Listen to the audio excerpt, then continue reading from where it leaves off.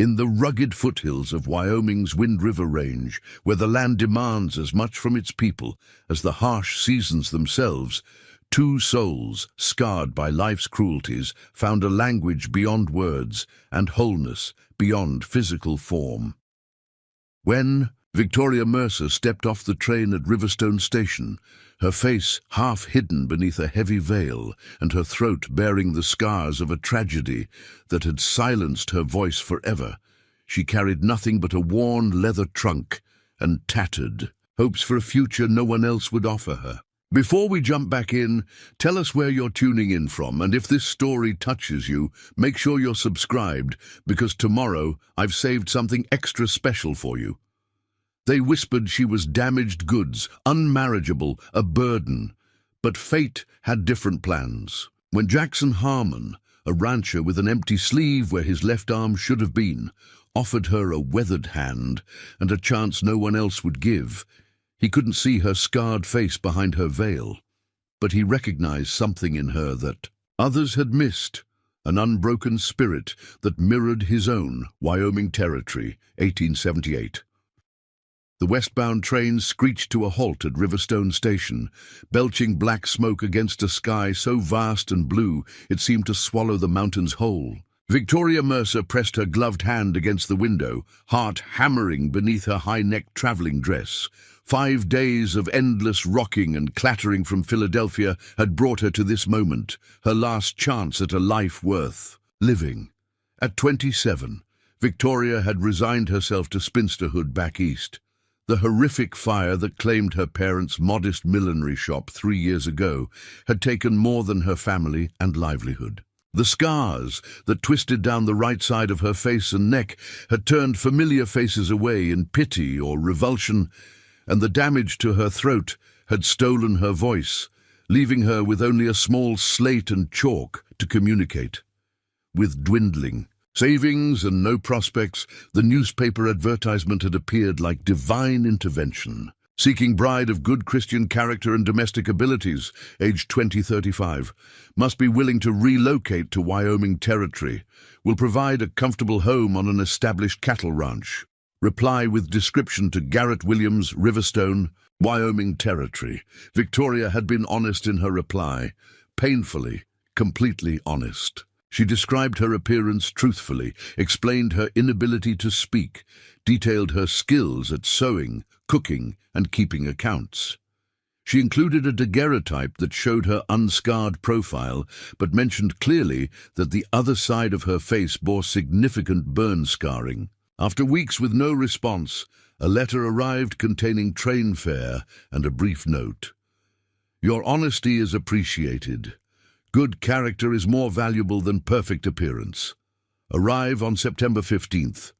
Now, as the conductor called, Riverstone Station. 20 minutes stop." Victoria gathered her modest belongings with trembling hands. She adjusted her veil, a practical accessory she'd grown accustomed to wearing in public, and made her way to the exit. The late summer sun beat down relentlessly as she descended the steps, momentarily blinded by the brightness after the dim railway car.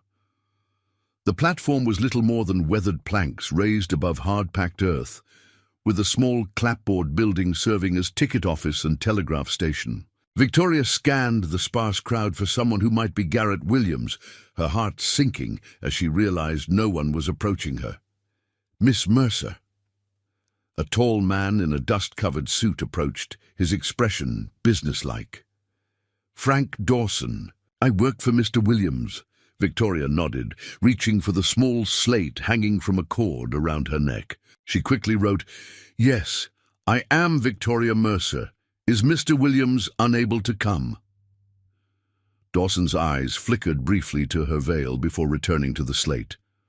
"I'm afraid there's been a complication." He handed her an envelope. "Mr. Williams was thrown from his horse 3 days ago, broke his neck, died yesterday morning." The slate nearly slipped from Victoria's suddenly numb fingers. She steadied herself against her trunk, feeling the ground shift beneath her feet. All her careful planning, her last desperate chance, gone.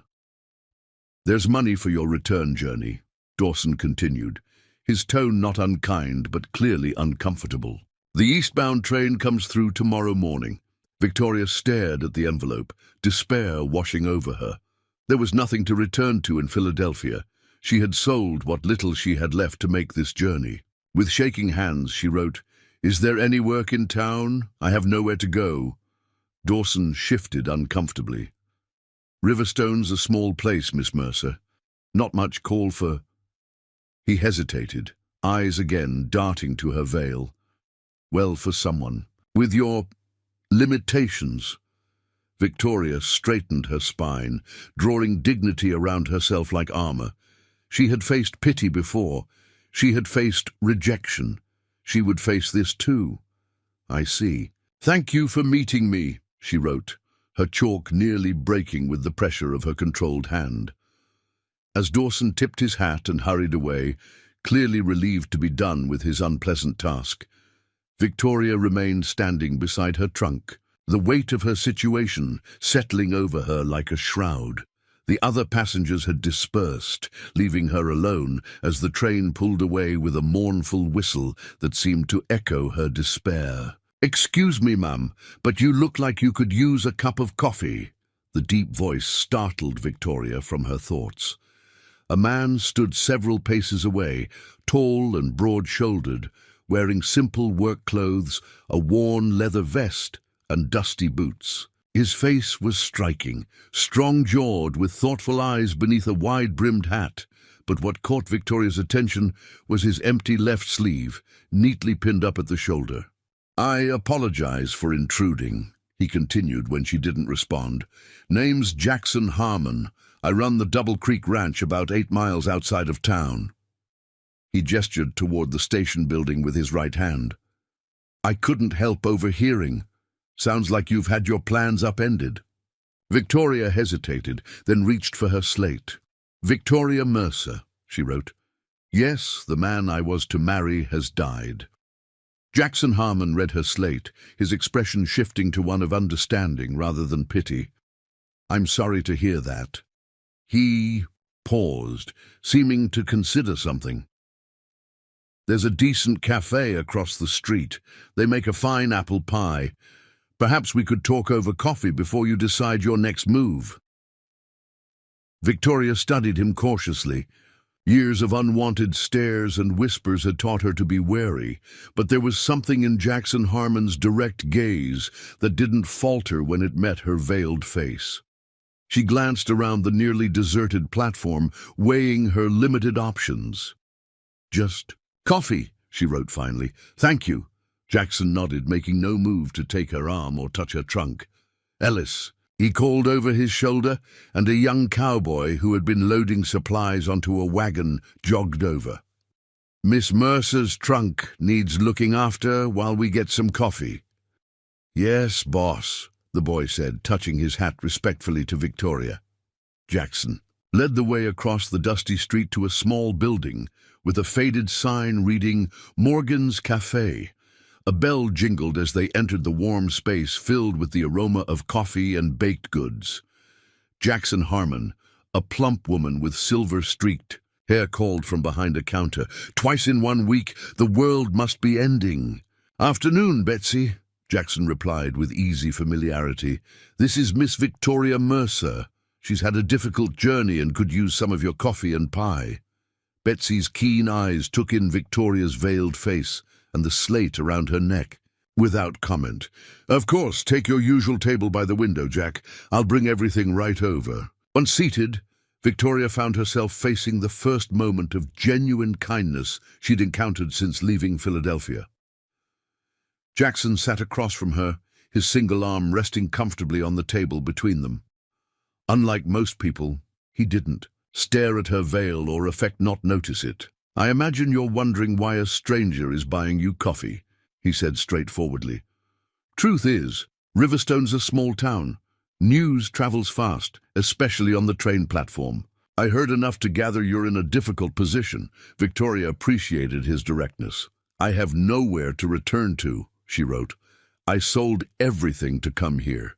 Jackson nodded thoughtfully. "I might have a proposition for you, Miss Mercer. If you're willing to hear it, Victoria tensed, immediately wary. She'd received too many inappropriate propositions after her parents' death. Men who thought her circumstances and scars made her desperate enough for any attention. Sensing her discomfort, Jackson quickly added, "Nothing improper, I assure you. It's just that I find myself in need of a housekeeper at my ranch.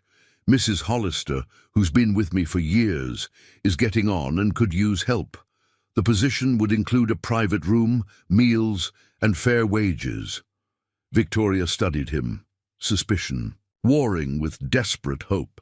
"Why would you offer this to a complete stranger?" she wrote. "Because good help is hard to find out here," Jackson replied simply. "And because anyone who travels across the country to marry a man she's never met must have considerable courage and determination, qualities we value in Wyoming." He paused. "Your limitations don't concern me, Miss Mercer. My own life has taught me to judge people by what they can do, not what they can't." As Betsy brought over coffee and generous slices of apple pie, Victoria considered his words. The proposition offered at least temporary shelter while she determined her next steps. Still, caution made her write, "What would people say about a single woman living at your ranch?" "Mrs. Hollister serves as chaperone," Jackson answered. "She's been like a mother to me since my parents died, and her reputation is beyond question. Besides," he added with a hint of dry humor, "folks around here are too busy staying alive to worry too much about gossip." Victoria took a sip of her coffee, buying time to think.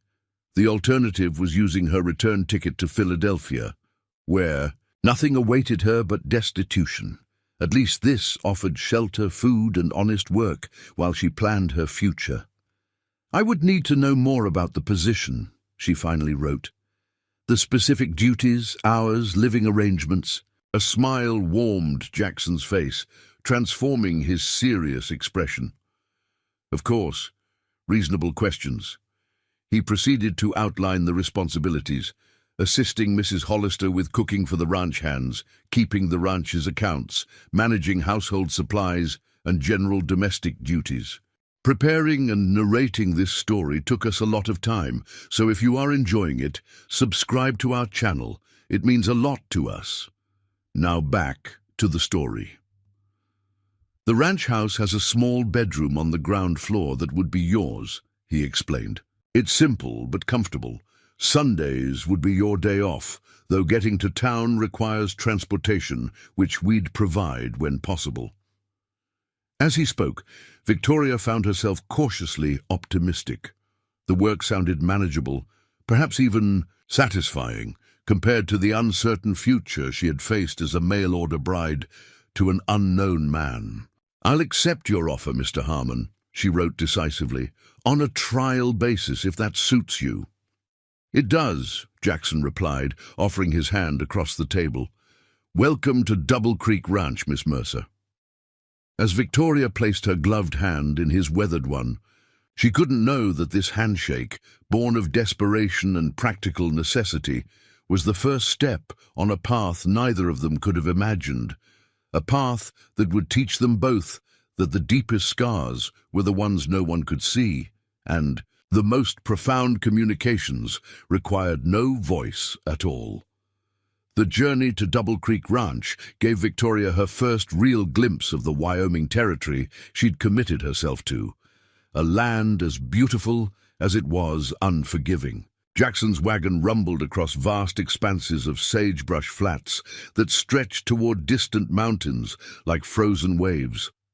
Golden afternoon light transformed the landscape into something almost mythical, the kind of wild beauty that made the heart ache with its indifference to human struggles. "That's Thunder Basin," Jackson explained, pointing toward a sweeping valley to the west. "Best grazing land in the county when the spring grass comes in. To the north is Wildcat Ridge. You don't want to get caught up there in a storm." Victoria nodded, taking in the geography with keen eyes. She'd studied maps before coming west, but nothing had prepared her for the sheer scale of this country, how small it made her feel, yet somehow not insignificant. There was dignity in being part of something so vast. As the wagon crested a small rise, Jackson slowed the horses. There it is, Double Creek Ranch. Below them spread a cluster of well-maintained buildings, nestled in a protected valley where two creek lines met, forming a natural boundary. The main house was larger than Victoria had expected, a two-story structure built of sturdy logs with a stone chimney and wide porch wrapping around three sides. Several outbuildings, a barn, bunkhouse, and what appeared to be a blacksmith shop formed a loose semicircle around a central yard. Beyond them, fenced pastures stretched toward distant hills where cattle grazed in scattered groups. "It's impressive," Victoria wrote on her slate, holding it up for Jackson to see. "My father started with nothing but a one-room cabin and 20 head of cattle," Jackson replied, pride evident in his voice. "Built it up over 30 years before the war. I've added the north pastures and some improvements to the house since taking over." As they approached, Victoria noticed a woman emerge from the main house, shading her eyes against the setting sun. Short and sturdy, with iron-grey hair pulled back in a no-nonsense bun, she stood with her hands on her hips, watching their approach with obvious curiosity. "That's Mrs. Hollister," Jackson said. "Been with my family since I was 10. Heart of gold under that gruff exterior, though she'd deny it fiercely if anyone suggested it." Victoria smoothed her travel-wrinkled skirt nervously. First impressions mattered, and she knew her appearance often made them difficult. "Miss Mercer doesn't speak, Agnes," Jackson called, as he brought the wagon to a stop in the yard. "She communicates by writing on her slate." Mrs. Hollister's eyebrows rose slightly, but she showed no other reaction to this news. "Well, that's one way to avoid saying foolish things," she remarked practically. "More folks could benefit from thinking before they speak." The unexpected response, so different from the awkward pity Victoria usually encountered, startled a silent laugh from her. She immediately covered her mouth with her gloved hand, but not before Jackson caught the rare moment of genuine amusement. "Miss Mercer had arranged to marry Garrett Williams," Jackson explained as he helped Victoria down from the wagon. "Unfortunately, she arrived to find he'd died from a riding accident. The fool who tried breaking that wild stallion." Mrs. Hollister shook her head. "Heard about that yesterday. Man had more pride than sense." She turned her direct gaze to Victoria. "So you'll be helping me keep this place from falling into chaos?" Victoria nodded, quickly writing on her slate, "I'm grateful for the opportunity, Mrs. Hollister." The older woman studied the message. Then Victoria herself, her gaze frank but not unkind. "Well, you've got a proper hand. That's more than can be said for half the so-called educated folk around here. Come inside. You must be exhausted, and supper needs tending." With that abrupt welcome, Mrs. Hollister turned and marched back toward the house, clearly expecting them to follow. Jackson gave Victoria a quick, reassuring smile. "Told you. Heart of gold." The interior of the ranch house surprised Victoria with its comfort and refinement. The large main room featured polished wooden floors, partially covered with colorful woven rugs. A stone fireplace dominated one wall, while bookshelves lined another. More books than Victoria had expected to find in a frontier home. The furniture was solid and well-crafted, arranged for conversation rather than display. "Kitchen's through here," Mrs. Hollister called, leading them through a doorway. "Dining room's to the right, though we only use it for Sunday dinners. Ranch hands eat at the kitchen table, except for special occasions." The kitchen was clearly the heart of the house, warm, organized, and surprisingly modern. A large iron cook stove gleamed with care, copper pots hung from a ceiling rack, and a pump at the sink indicated indoor water, a luxury Victoria hadn't dared hope for. Mrs. Hollister gestured toward a door off the kitchen. "That'll be your room. It's small but private." She opened it to reveal a neat chamber with a narrow bed, simple dresser, washstand, and small window overlooking a kitchen garden. "Mine's across the hall. Jackson's upstairs. "It's perfect," Victoria wrote, meaning it sincerely. After sharing crowded boarding house rooms in Philadelphia, this private space seemed like unimaginable luxury. "Good. Now wash up and help me get supper on the table. The men will be in soon, hungry as wolves." Mrs. Hollister handed her a clean apron. "You can unpack later." The next hours passed in a whirlwind of activity as Victoria found her place in the kitchen routine. To her relief, Mrs. Hollister was a clear, direct instructor who demonstrated what needed doing rather than relying solely on verbal explanations. Victoria's cooking skills were sound if limited, but her willingness to learn and quick hands earned grudging approval from the older woman. As sunset painted the kitchen windows, amber, the sound of men's voices and boot steps, announced the arrival of the ranch hands. Victoria tensed instinctively, reaching to ensure her veil was properly arranged. Mrs. Hollister noticed the gesture. "Leave it if it makes you comfortable," she said matter-of-factly, "but no one here will think less of you either way. These men work with cattle and horses all day. They've seen worse injuries than burns." Before Victoria could respond, the kitchen door swung open and 5 tired, dusty men filed in, led by the young cowboy, Ellis, who had watched her trunk at the station. They paused momentarily upon seeing her, then followed Jackson's lead, removing hats and nodding respectfully. "Miss Mercer will be helping Mrs. Hollister from now on," Jackson explained simply. "She doesn't speak, but communicates by writing. I expect you all to treat her with the same respect you show me and Mrs. Hollister." The men murmured agreement, their curiosity evident but contained. Ellis, who couldn't be more than 18, offered a shy smile. "Your trunk's in your room, Miss Mercer. Mr. Harmon had me bring it over while you ladies were cooking." Victoria nodded her thanks, relieved by the straightforward acknowledgement.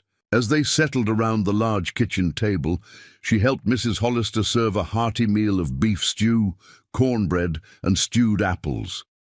To her surprise, once the initial awkwardness passed, the atmosphere grew comfortable.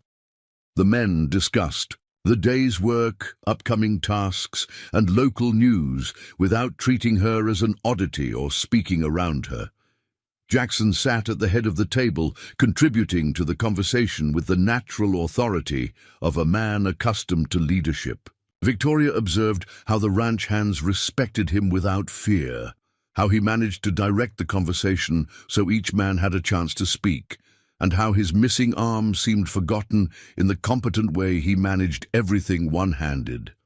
"Miss Mercer was set to be a mail-order bride," Ellis blurted out during a lull in conversation, then immediately flushed red to his ears when the foreman, a weathered man named Sam Taylor, cuffed him lightly. "Mind your manners, boy," Taylor growled. "That's not our business." Victoria surprised herself by reaching for her slate. "It's all right," she wrote. "Yes, I came to marry Mr. Williams.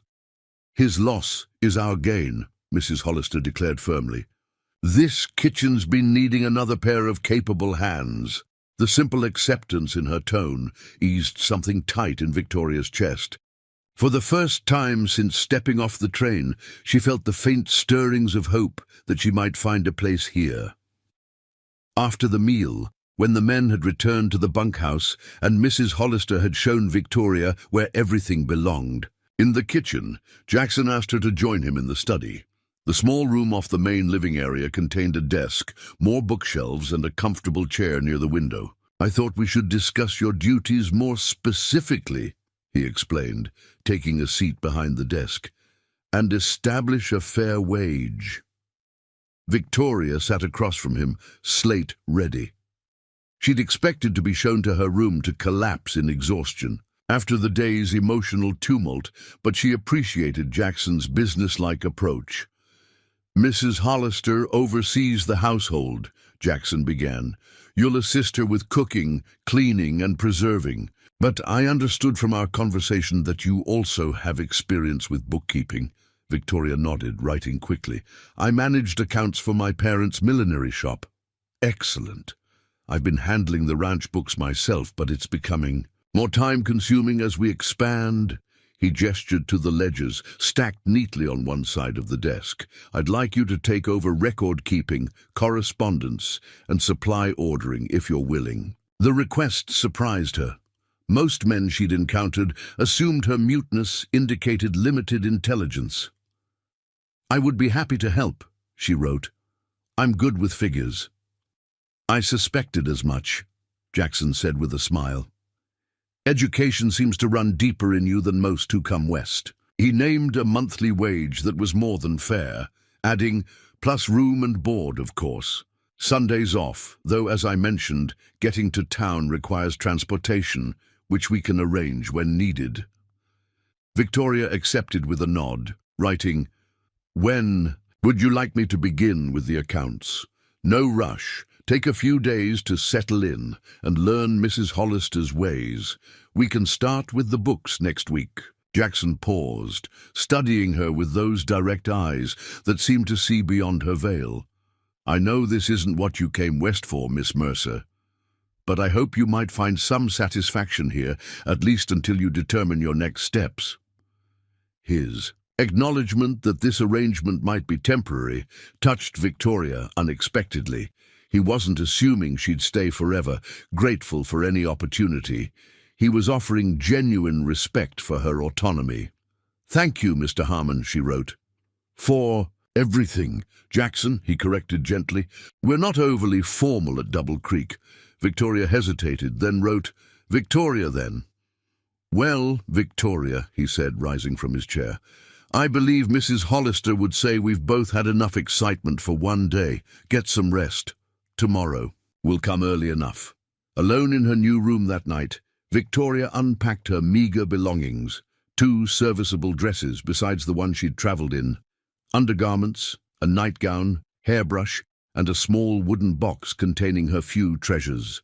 Her mother's cameo brooch, her father's pocket watch, and a daguerreotype of her family taken before the fire. She removed her veil and looked at herself in the small mirror above the washstand. The right side of her face remained as it had always been. Hazel eyes, straight nose, firm mouth. The left side told the story of that terrible night. Pink and white scar tissue pulled her eyes slightly downward, twisted her full lips, and tracked down her neck to disappear beneath her high collar.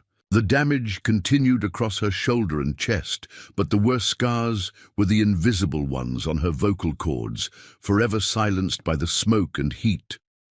For a moment, she allowed herself to acknowledge the grief of all she had lost, not just family and voice, but the normal life she'd once taken for granted. Then, with the practiced discipline of 3 years' survival, she pushed the sorrow aside. Self-pity was a luxury she couldn't afford. Victoria washed her face, changed into her nightgown, and slipped beneath the clean, simple quilt on her bed. Despite physical and emotional exhaustion, sleep eluded her as her mind processed the day's extraordinary turn of events, the cruel twist of arriving to find her intended husband dead, the unexpected kindness of a one-armed rancher, the matter-of-fact acceptance of a no-nonsense housekeeper. None of it matched the scenarios she'd imagined during those long days on the train, neither her cautious hopes nor her worst fears. She'd stepped off that train prepared to be a mail-order bride, only to find herself a housekeeper instead. Yet something about Double Creek Ranch felt not like home exactly, but like a place where she might eventually belong. Dawn arrived with the crowing of roosters and the distant sounds of men. Heading to the barn for morning chores, Victoria dressed quickly, arranging her hair in a simple knot and securing her veil before making her way to the kitchen. To her surprise, Mrs. Hollister was already showing signs of having been up for hours, kneading bread dough with strong, efficient movements.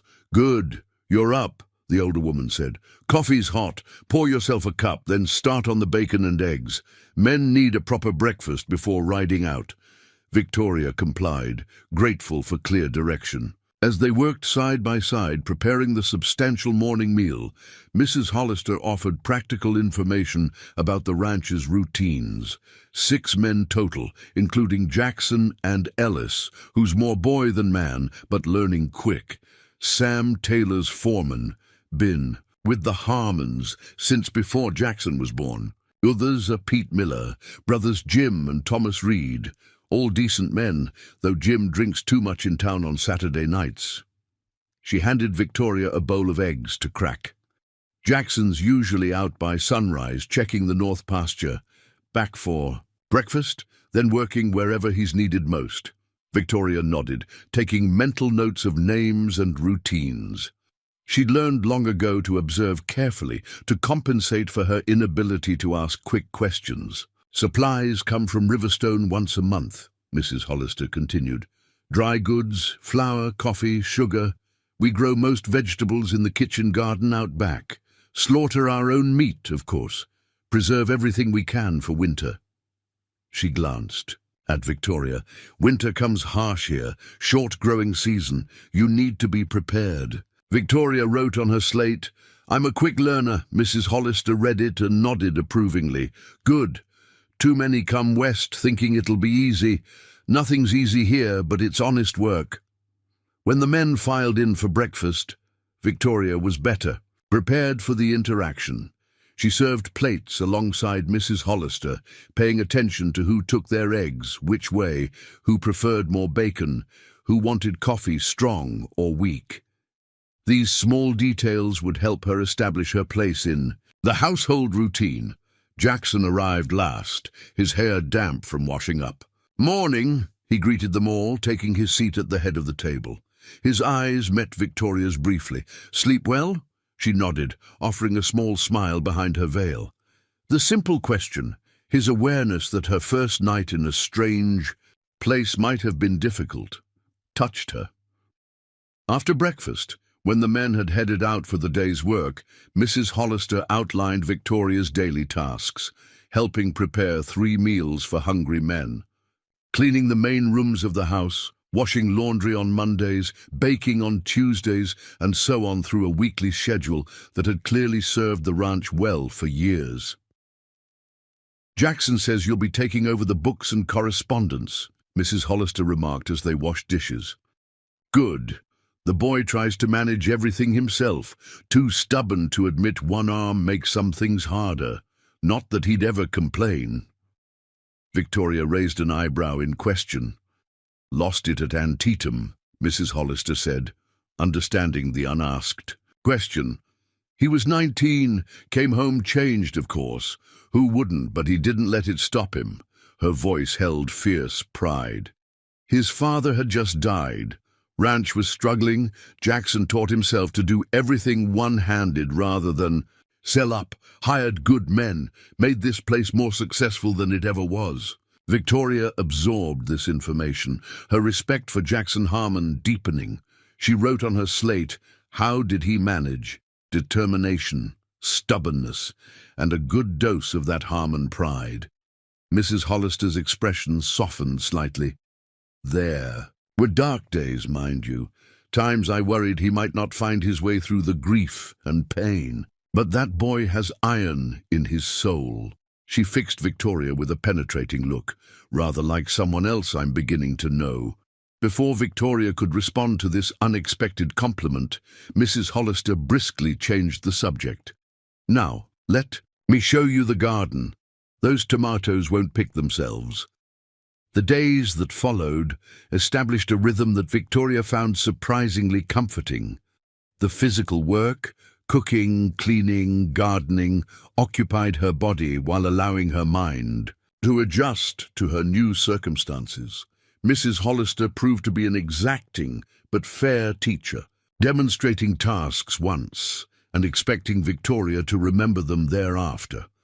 The ranch hands gradually grew accustomed to her presence and her method of communication. Young Ellis, in particular, seemed to appoint himself her unofficial helper, carrying heavy water buckets or firewood without being asked. Victoria suspected Mrs. Hollister had assigned him the task, but his genuine kindness was obvious nonetheless. On her fourth morning at Double Creek, Jackson invited her to the study after breakfast. "Time to show you the books," he said, clearing space at the desk. For the next hour, he explained the ranch's accounting system, straightforward but comprehensive, tracking expenses, income, cattle counts, grazing rotations, and employee wages.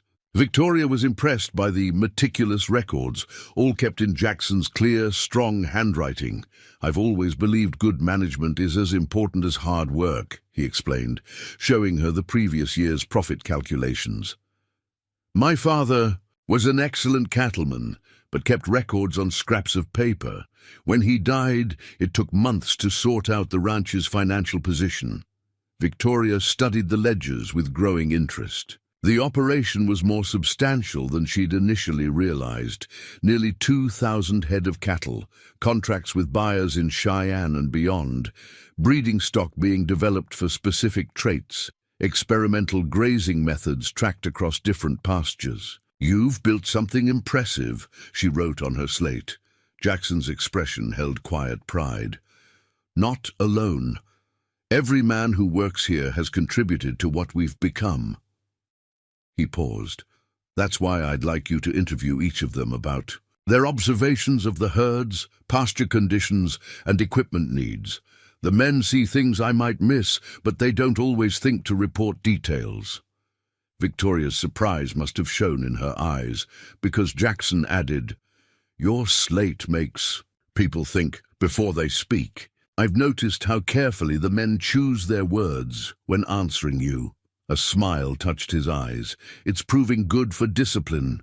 The trust implicit in this assignment, allowing her to interact independently with his employees on business matters, represented a level of respect Victoria hadn't experienced since before her injuries. She wrote, "I'll create a schedule for individual interviews."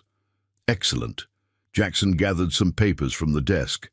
"I'll be riding the south boundary today with Sam, checking fences before we move the fall calves to that pasture." He stopped at the door. "Oh, and Victoria, feel free to make any improvements to the bookkeeping system you think appropriate. Fresh eyes often see better ways." Alone in the study, Victoria ran her fingers over the ledgers, a sense of purpose filling her. For the first time in years, this wasn't what she'd expected when boarding that train in Philadelphia.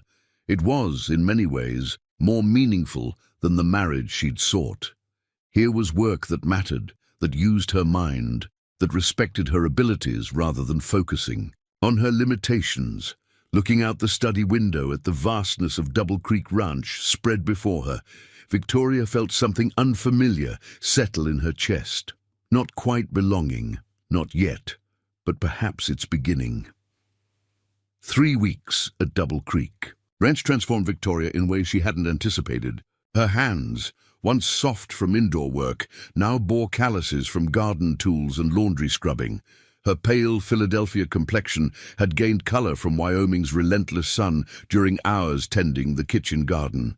Most significantly, her spirit, which had been slowly withering under the weight of rejection and isolation back east, was gradually unfurling in this place where her contributions mattered more than her appearance. October arrived with frosted mornings and golden afternoons. The ranch hummed with activity as cattle were moved to winter pastures, the last hay cut and stored, and preparations made for the cold months ahead. Victoria threw herself into these preparations alongside Mrs. Hollister, preserving the garden's final harvest, smoking meat, mending winter clothes, and taking inventory of supplies. The ranch's books now displayed Victoria's influence, reorganized with additional categories, cross-referenced for easier tracking, and supplemented with notes. From her interviews with the ranch hands, Jackson had examined her changes with genuine appreciation, implementing several of her suggestions for tracking breeding lines and grazing rotation more effectively. "You've improved our system considerably," he told her one evening as they reviewed the monthly accounts in the study. The lamp between them cast warm light across the desk where ledgers lay open. Sam says your cattle tracking method has already helped him identify which bulls produce the hardiest calves. Victoria ducked her head slightly at the praise. Still, unaccustomed to such direct appreciation of her abilities, she wrote on her slate, "I enjoy the work." It shows. Jackson leaned back in his chair, studying her with those thoughtful eyes that seemed to look beyond her veil. "You know, when I offered you this position, I thought it might be temporary, something to tide you over until you found what you really wanted." Victoria tilted her head questioningly. "You're building a place for yourself here," Jackson continued. "The men respect you. Mrs. Hollister practically sings your praises in her own gruff way." His mouth quirked in a half-smile. "I've never seen the kitchen garden so productive or the account book so orderly." Victoria considered his words, then wrote carefully, "I never expected to find such purpose here. Thank you for the opportunity." "You've earned it," Jackson replied simply. He hesitated, then asked, "Would you mind telling me about yourself? Before, I mean." The request surprised her. Few people showed interest in her past, as if her scars had erased the person she'd been before the fire. Victoria picked up her slate, considering where to begin. After a moment, she wrote, "I grew up in Philadelphia. My parents owned a millinery shop. My mother designed hats. My father handled the business side. I was their only child, educated alongside their apprentices. I learned bookkeeping by helping my father design by watching my mother." She paused, erasing the slate before continuing, 3 years ago, fire destroyed the shop while we slept in. The apartment above. Neighbors pulled me out, but my parents didn't survive. I was unconscious for weeks. When I woke, my voice was gone. My face changed forever." Jackson's expression remained steady as he read, showing neither pity nor discomfort, just attentive interest. "And after?" he asked quietly. Victoria's hand tightened momentarily on her chalk. This part was harder to share, but his genuine interest deserved honesty. Everything changed. Friends became awkward, then distant. Our customers looked away. I sold what remained of the business, but funds dwindled quickly. Positions were closed to me once employers saw my face or realized I couldn't speak. Eventually, only the poorest boarding houses would accept me. She hesitated, then added, "That's when I answered Mr. Williams' advertisement." Jackson nodded slowly, absorbing her story. "It takes courage to leave everything familiar behind, especially after such loss," he said finally. "To seek a new beginning across the country with a stranger." Victoria appreciated his understanding. So many mistook her decision as desperate rather than brave. She wrote, "Now it's your turn. Tell me about Jackson Harmon." His eyebrows rose slightly at her directness, but he smiled. "Fair enough." He settled more comfortably in his chair. "Born right here at Double Creek. My father built this ranch from nothing, came west in '45 with just a wagon and dreams. Met my mother in Cheyenne. I was their only child, like you." Victoria listened attentively as Jackson described a childhood spent learning ranching from his father and literature from his mother, a former schoolteacher who insisted her son receive proper education despite their frontier location. She filled. "This house with books," he said, gesturing toward the well-stocked shelves. "Made me study Latin, history, mathematics. Said a man needs both practical skills and education to truly understand the world."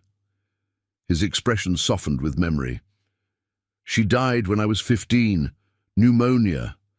My father kept her books, but the house felt hollow without her voice reading poems in the evenings."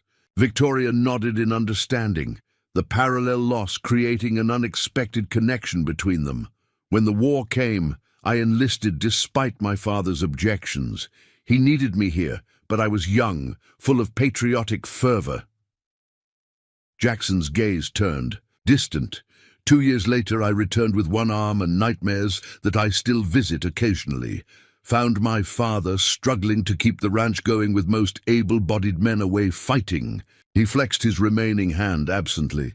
6 months after I came home, he died. Heart simply gave out, left me a half-crippled veteran with a struggling ranch, debts, and no idea how to manage it all. Victoria wrote quickly, "Yet you did." Jackson's smile held no self-pity. "Mrs. Hollister deserves most of the credit. She refused to let me wallow in grief or self-doubt. Said I could learn to run the ranch one-armed, or she'd find someone who appreciated their remaining limbs more." He chuckled softly. Tough love, but effective. Their conversation continued as the lamp burned low, sharing details of their lives that built understanding between them. Victoria described her mother's artistic talent with ribbons and feathers. Jackson recalled his father teaching him to track animals through fresh snow. They discovered shared loves, reading, mathematics, sunrises, and differences that sparked interesting debate when Victoria boldly challenged his opinion on cattle breeding methods. When the clock on the mantel struck 10, both seemed surprised by how quickly time had passed. "We should rest," Jackson said reluctantly. "Early day tomorrow." Victoria nodded, rising from her chair. At the study door, she paused to write one last note. "Thank you for asking about my past. Most people prefer to pretend I didn't exist before the fire." Jackson read it, then met her, eyes directly through her veil. "I find who you were, then helps me understand who you are now. Both matter." The simple statement stayed with Victoria long after she'd retired to her room, resonating with unexpected power. Both matter. The idea that her past and present could coexist, neither erased nor defined exclusively by her scars, felt revolutionary. The following afternoon, Victoria was in the kitchen garden harvesting the last of the root vegetables when she heard approaching hoofbeats. Looking up, she saw Jackson returning early from checking the north pasture fence line with Sam. Something in the foreman's rigid posture and Jackson's tense shoulders sent a chill through her despite the warm autumn sun. Victoria set down her basket and hurried to meet them as they dismounted in the yard. Sam was supporting Jackson, who appeared to be favoring his right leg. "What happened?" she wrote quickly on her slate. "Stepped in a groundhog hole while checking the fence," Sam explained gruffly. "Heard the bones snap from 10 feet away." Jackson grimaced, his face pale beneath his tan. "It's not that bad." "Like hell it's not," Sam muttered. "Leg's broken clean through. Need to get Doc Miller out here." "Ellis already rode for him," Jackson said through gritted teeth. "Help me inside first." Victoria stepped forward, placing herself under Jackson's right arm, while Sam supported his left side. Together they maneuvered him into the house and onto the sofa in the main room. Mrs. Hollister appeared from the kitchen, took one look at Jackson's awkward leg position, and began issuing brisk orders. "Sam, fetch my scissors and the whiskey from the kitchen. Victoria, get clean linens from the hall cupboard. We need to cut that boot off before the swelling gets worse." The next hour passed in controlled chaos.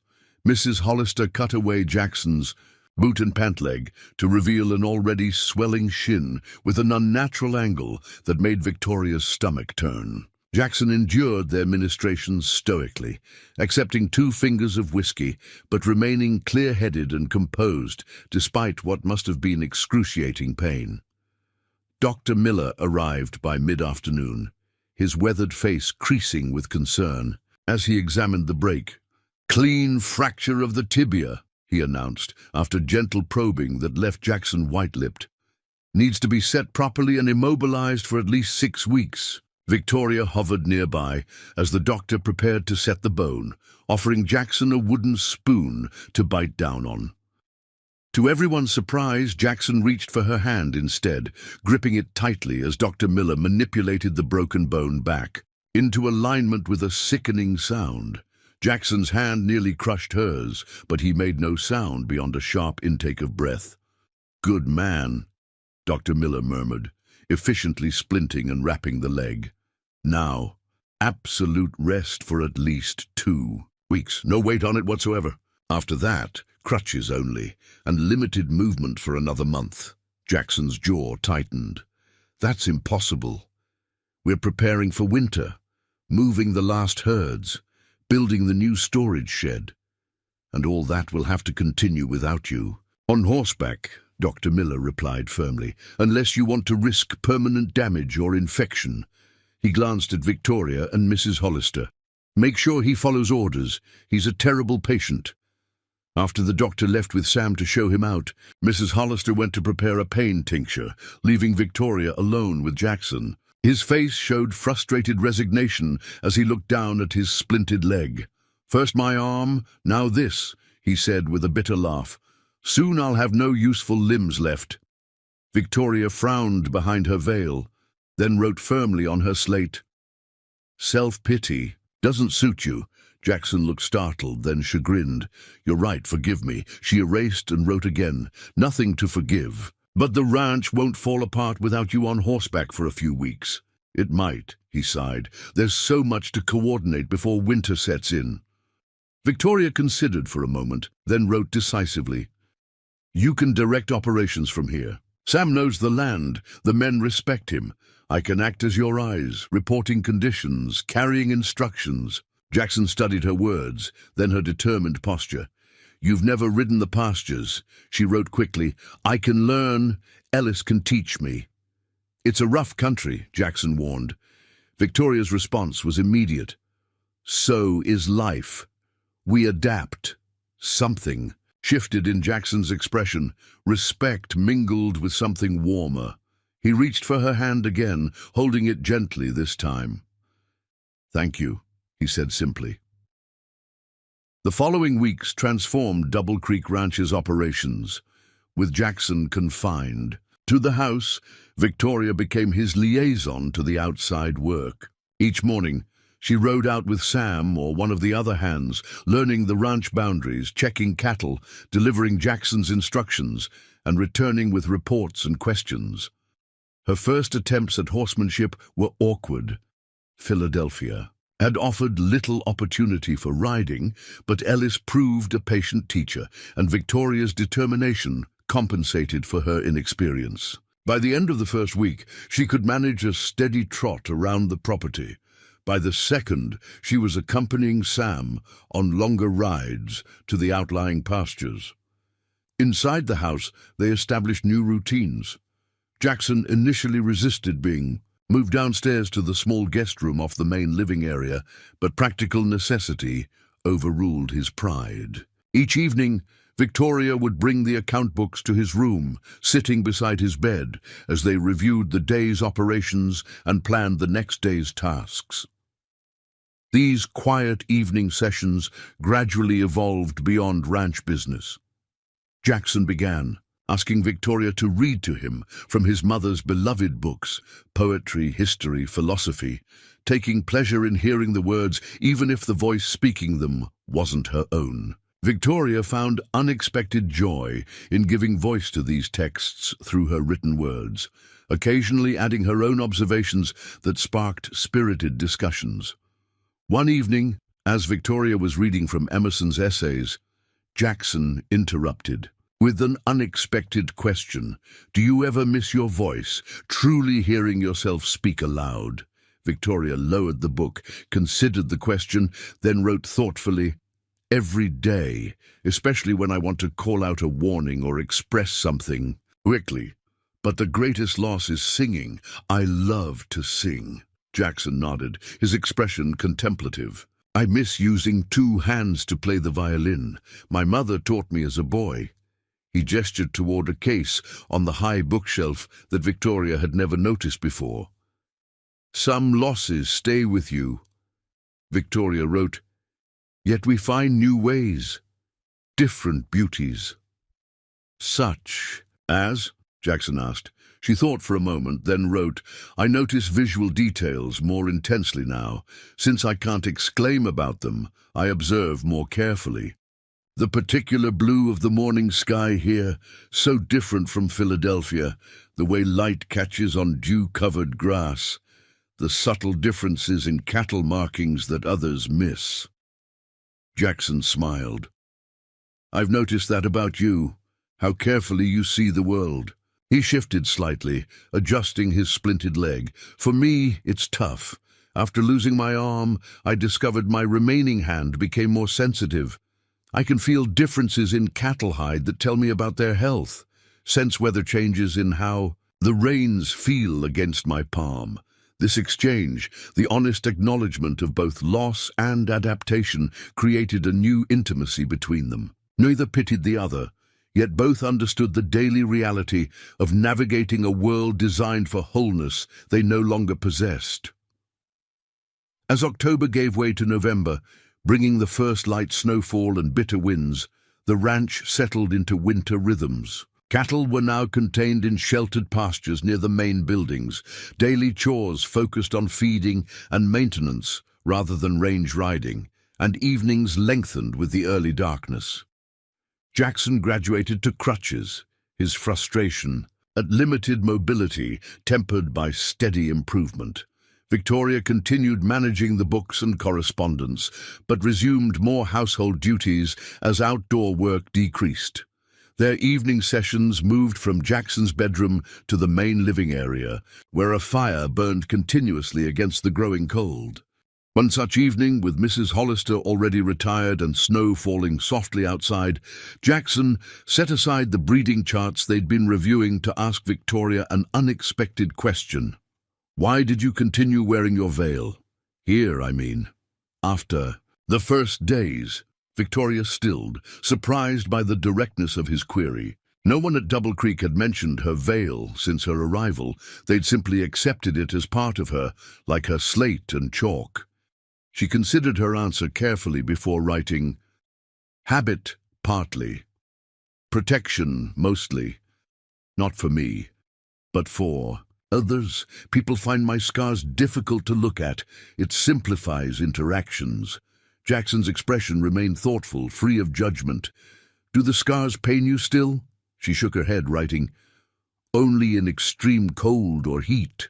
Mostly they're just there. Like my missing arm," Jackson observed, "present in its absence." Victoria nodded, appreciating his understanding. Then, feeling suddenly brave in the firelit room, she wrote, "Would you like to see my face without the veil?"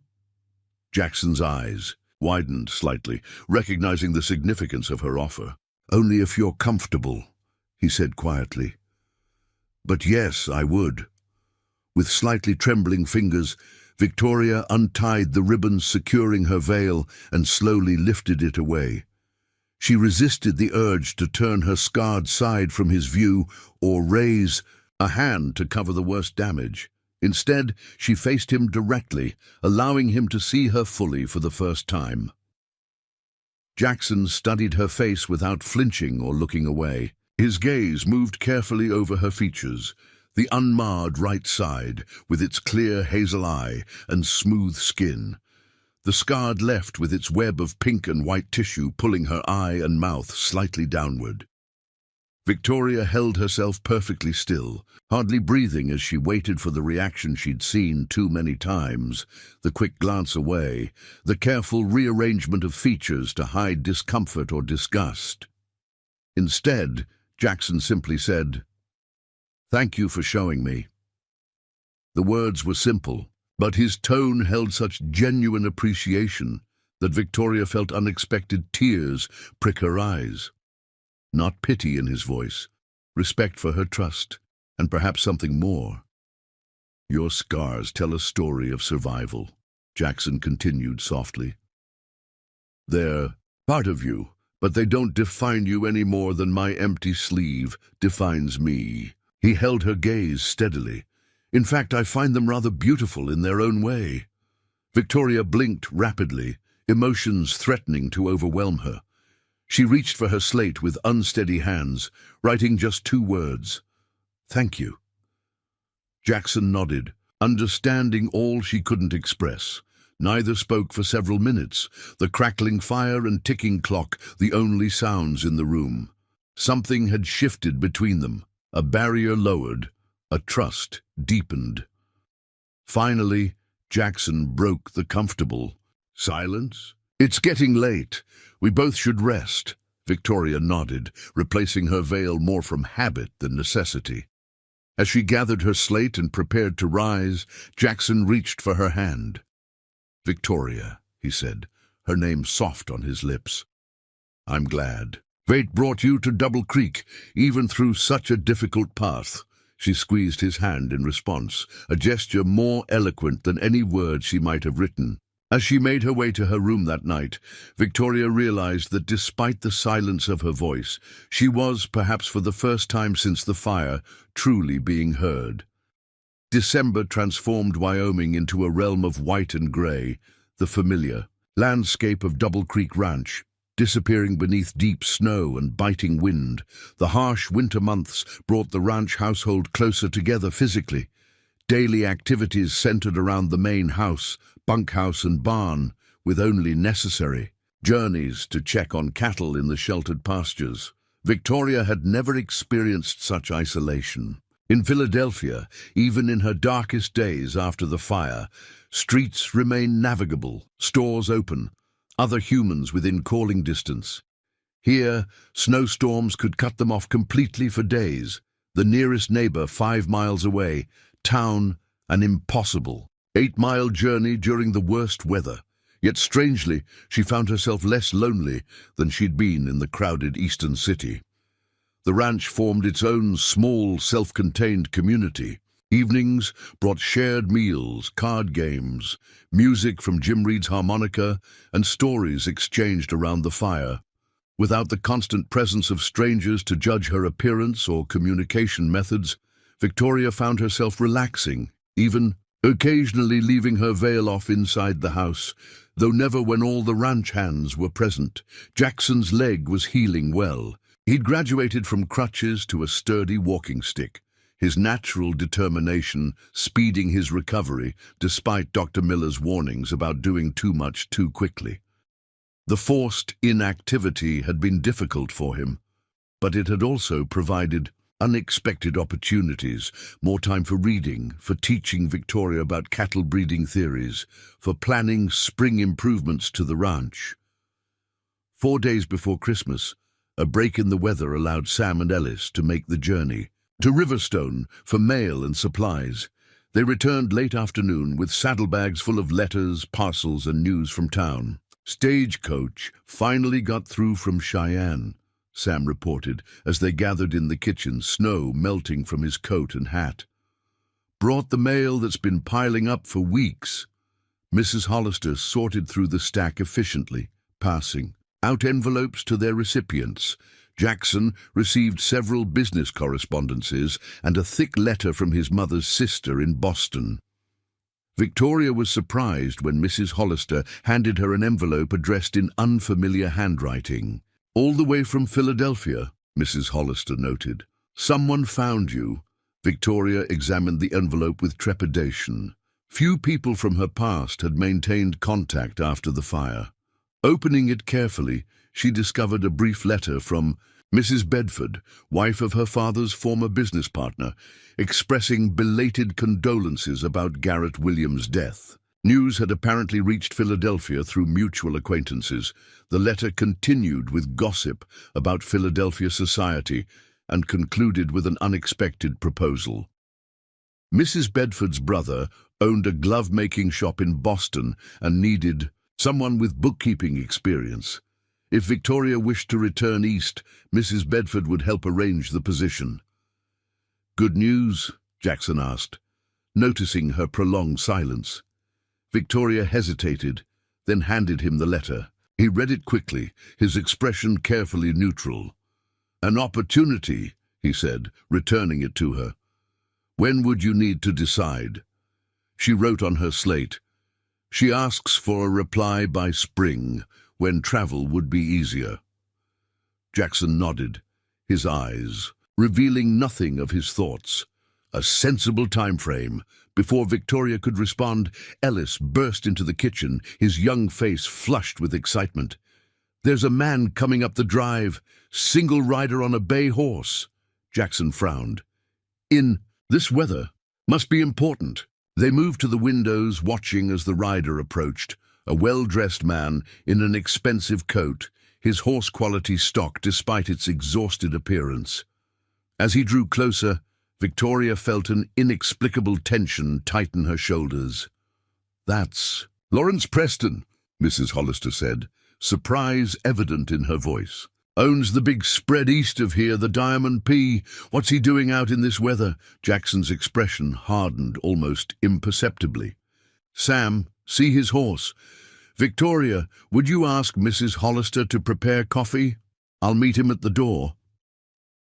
Victoria hurried to relay the message, curious about Jackson's subtle change in demeanor.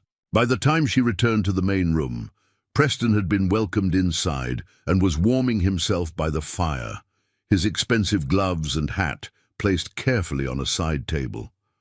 Lawrence Preston was perhaps 50, silver streaking his dark hair and beard, his bearing aristocratic despite the trail dust on his fine clothes.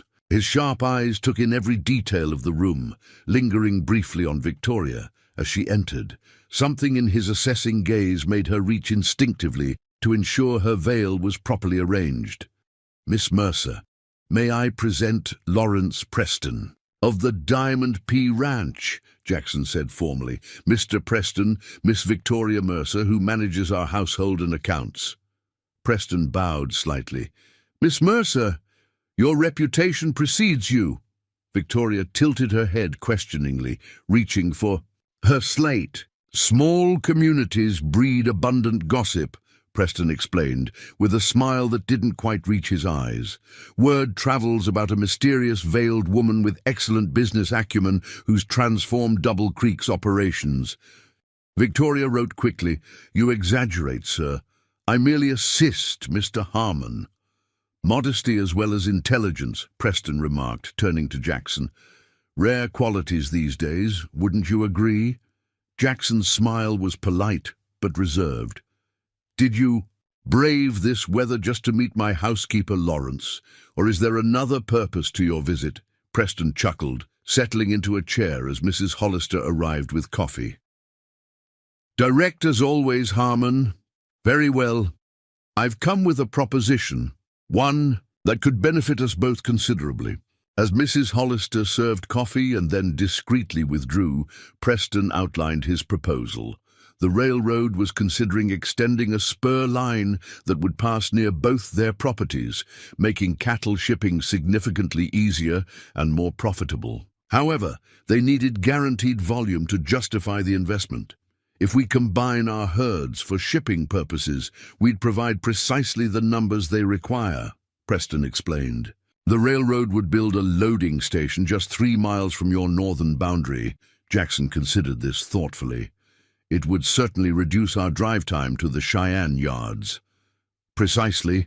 Preston nodded, his expression eager. "But there's more. I've been corresponding with buyers in Chicago who want premium beef, the kind your breeding program produces. Together, we could command top prices." Victoria listened carefully, noting both the potential advantages and Preston's careful flattery. Something about the man triggered her caution, though she couldn't identify precisely why. Jackson seemed similarly reserved. "It's an interesting proposition, Lawrence. I'd need to review the details carefully before considering any formal arrangement." "Of course," Preston agreed smoothly. "I've brought some preliminary figures." He withdrew papers from his coat, spreading them on the table. "Perhaps Miss Mercer would be kind enough to look them over as well. I understand she has quite the head for business." Jackson glanced at Victoria, who nodded her willingness. For the next hour, they reviewed Preston's proposal, Victoria occasionally writing questions that Jackson voiced. The basics appeared sound. Combining herds for shipping would indeed provide benefits to both ranches, but certain aspects of Preston's proposed profit distribution seemed subtly weighted in his favor. When Victoria discreetly slid her slate to Jackson with 60-40 split hidden in paragraph 3 written on it, Preston's eyes narrowed briefly before his smooth smile returned. "You have an exceptionally thorough assistant, Harmon," he commented. "One might almost think she distrusts me." Victoria flushed beneath her veil but held her ground, writing boldly, "Not distrust. Verification.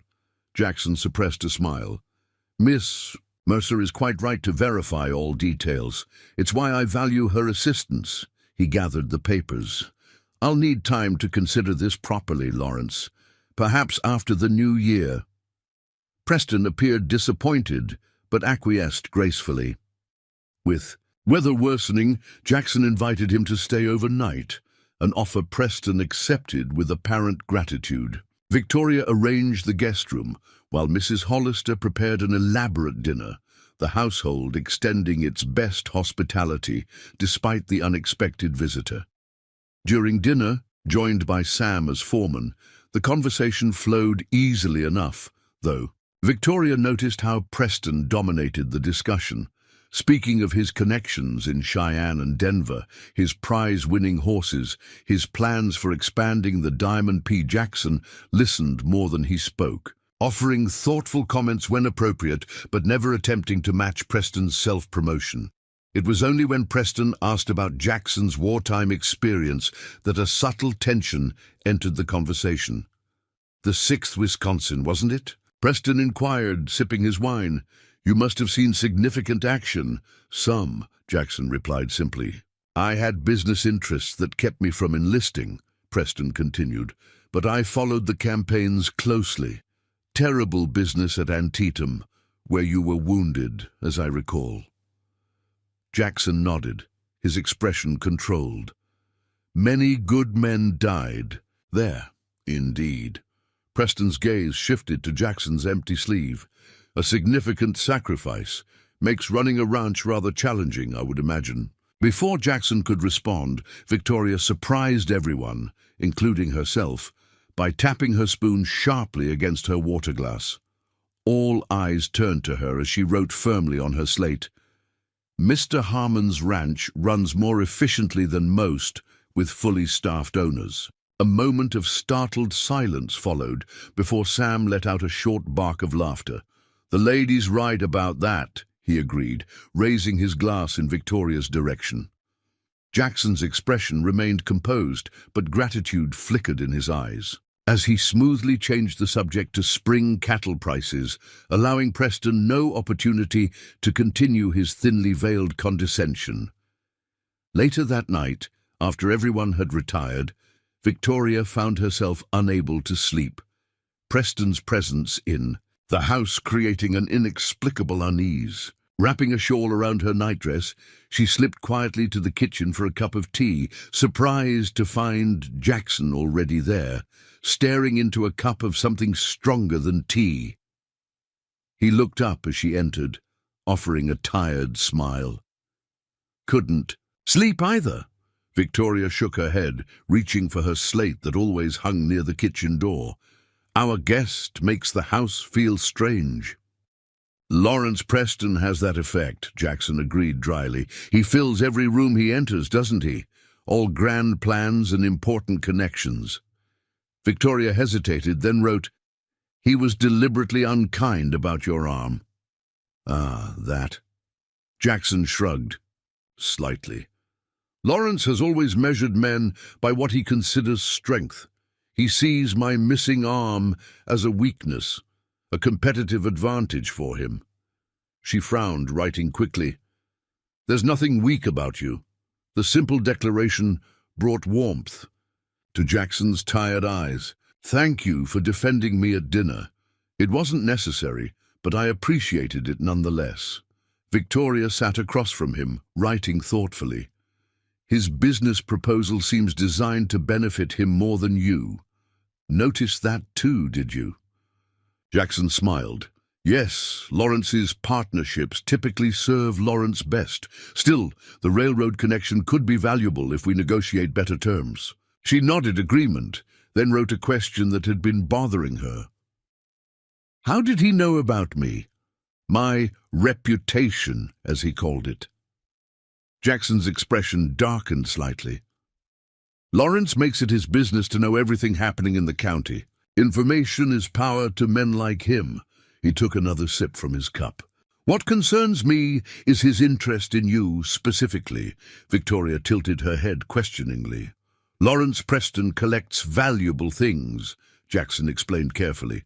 Land, horses, connections. When he sees something, or someone, he considers valuable, he typically finds a way to acquire it. The implication sent an uncomfortable shiver through Victoria. She wrote, "I'm not a horse to be purchased." "No," Jackson agreed, his voice taking on a protective edge. "You're not. But Lawrence may have other ideas." The conversation lingered in Victoria's thoughts as she finally returned to her room. Preston's interest, combined with Mrs. Bedford's letter offering a position back east, suddenly made her position at Double Creek seem less certain than it had just days ago. External forces were intruding on the sanctuary she'd found here. Morning brought heavy snow and the welcome news that Preston had departed early, leaving a note thanking them for their hospitality and reiterating his interest in a partnership. The household settled back into its normal rhythms, preparing for Christmas with simple decorations gathered from the pine forest at the edge of the ranch property. 3 days later, as Victoria was helping Mrs. Hollister prepare Christmas Eve dinner, a package arrived addressed to her, delivered by one of Preston's ranch hands who'd braved the snow. Inside, she found an exquisite leather-bound journal with her initials embossed in gold, accompanied by a note from Preston expressing his admiration for her intelligence and offering her a position as account manager at the Diamond P at twice. "Whatever Harmon pays you." Victoria showed the gift and note to Jackson immediately, her indignation evident in her rapid writing. "How dare he try to steal your employee?" Jackson studied the expensive journal, his expression unreadable. "It's a generous offer. The Diamond P is larger than Double Creek. The position would come with more responsibility, higher status." Victoria stared at him in disbelief, scribbling quickly. "You can't think I would consider it, shouldn't you?" Jackson asked quietly. "Along with Mrs. Bedford's offer from Boston? You came west seeking opportunity, Victoria. Perhaps these are the opportunities you were meant to find." Something in his tone made Victoria pause, studying his face more carefully. Behind the calm exterior, she detected uncertainty, even vulnerability, that she'd rarely seen in him. With sudden clarity, she realized he was deliberately stepping back, offering her freedom to choose without the weight of any obligation to him. Slowly, deliberately, she wrote on her slate, "I'm not interested in Lawrence Preston's offer, nor in returning east." Relief flickered across Jackson's features before he schooled his expression. "You should take time to consider all options. Your future is important." Victoria shook her head firmly, writing, "I know what I want." The intensity in her eyes as she held his gaze made further discussion unnecessary. Jackson nodded, understanding passing between them without words. "What shall we do with this?" he asked, indicating Preston's gift. Victoria considered, then wrote with a small smile, "Keep the journal, it's quite nice. Return the note with my respectful declination." Jackson laughed, the tension broken. A practical solution worthy of Mrs. Hollister herself. Christmas Eve brought the entire ranch household together. Jackson, Victoria, Mrs. Hollister, and all 5 ranch hands gathered in the main room for a celebration, simple in its offerings but rich in warmth. Mrs. Hollister and Victoria had prepared a feast that left even the hungriest cowboys satisfied. Ellis played carols on a battered harmonica, and Sam surprised everyone with a remarkably good singing voice for traditional Christmas hymns. Modest gifts were exchanged, knitted scarves from Mrs. Hollister, hand-carved wooden figures from Thomas. Reed, peppermint sticks and oranges that Jackson had somehow procured despite the winter isolation. Victoria had secretly embroidered handkerchiefs for each of the men, including a special one for Jackson with the Double Creek brand stitched in one corner. When the celebration wound down and the hands returned to the bunkhouse through the gently falling snow, Jackson asked Victoria to remain in the main room while Mrs. Hollister retired for the night. "I have something for you," he said, retrieving a small package from his desk. "A proper Christmas gift." Victoria accepted it curiously. Unwrapping the simple brown paper revealed a beautifully crafted wooden case containing a new slate, not the ordinary school slate she currently used, but one framed in polished cherry wood with her initials inlaid in darker walnut. Accompanying it was a set of fine chalk sticks in white and several colors.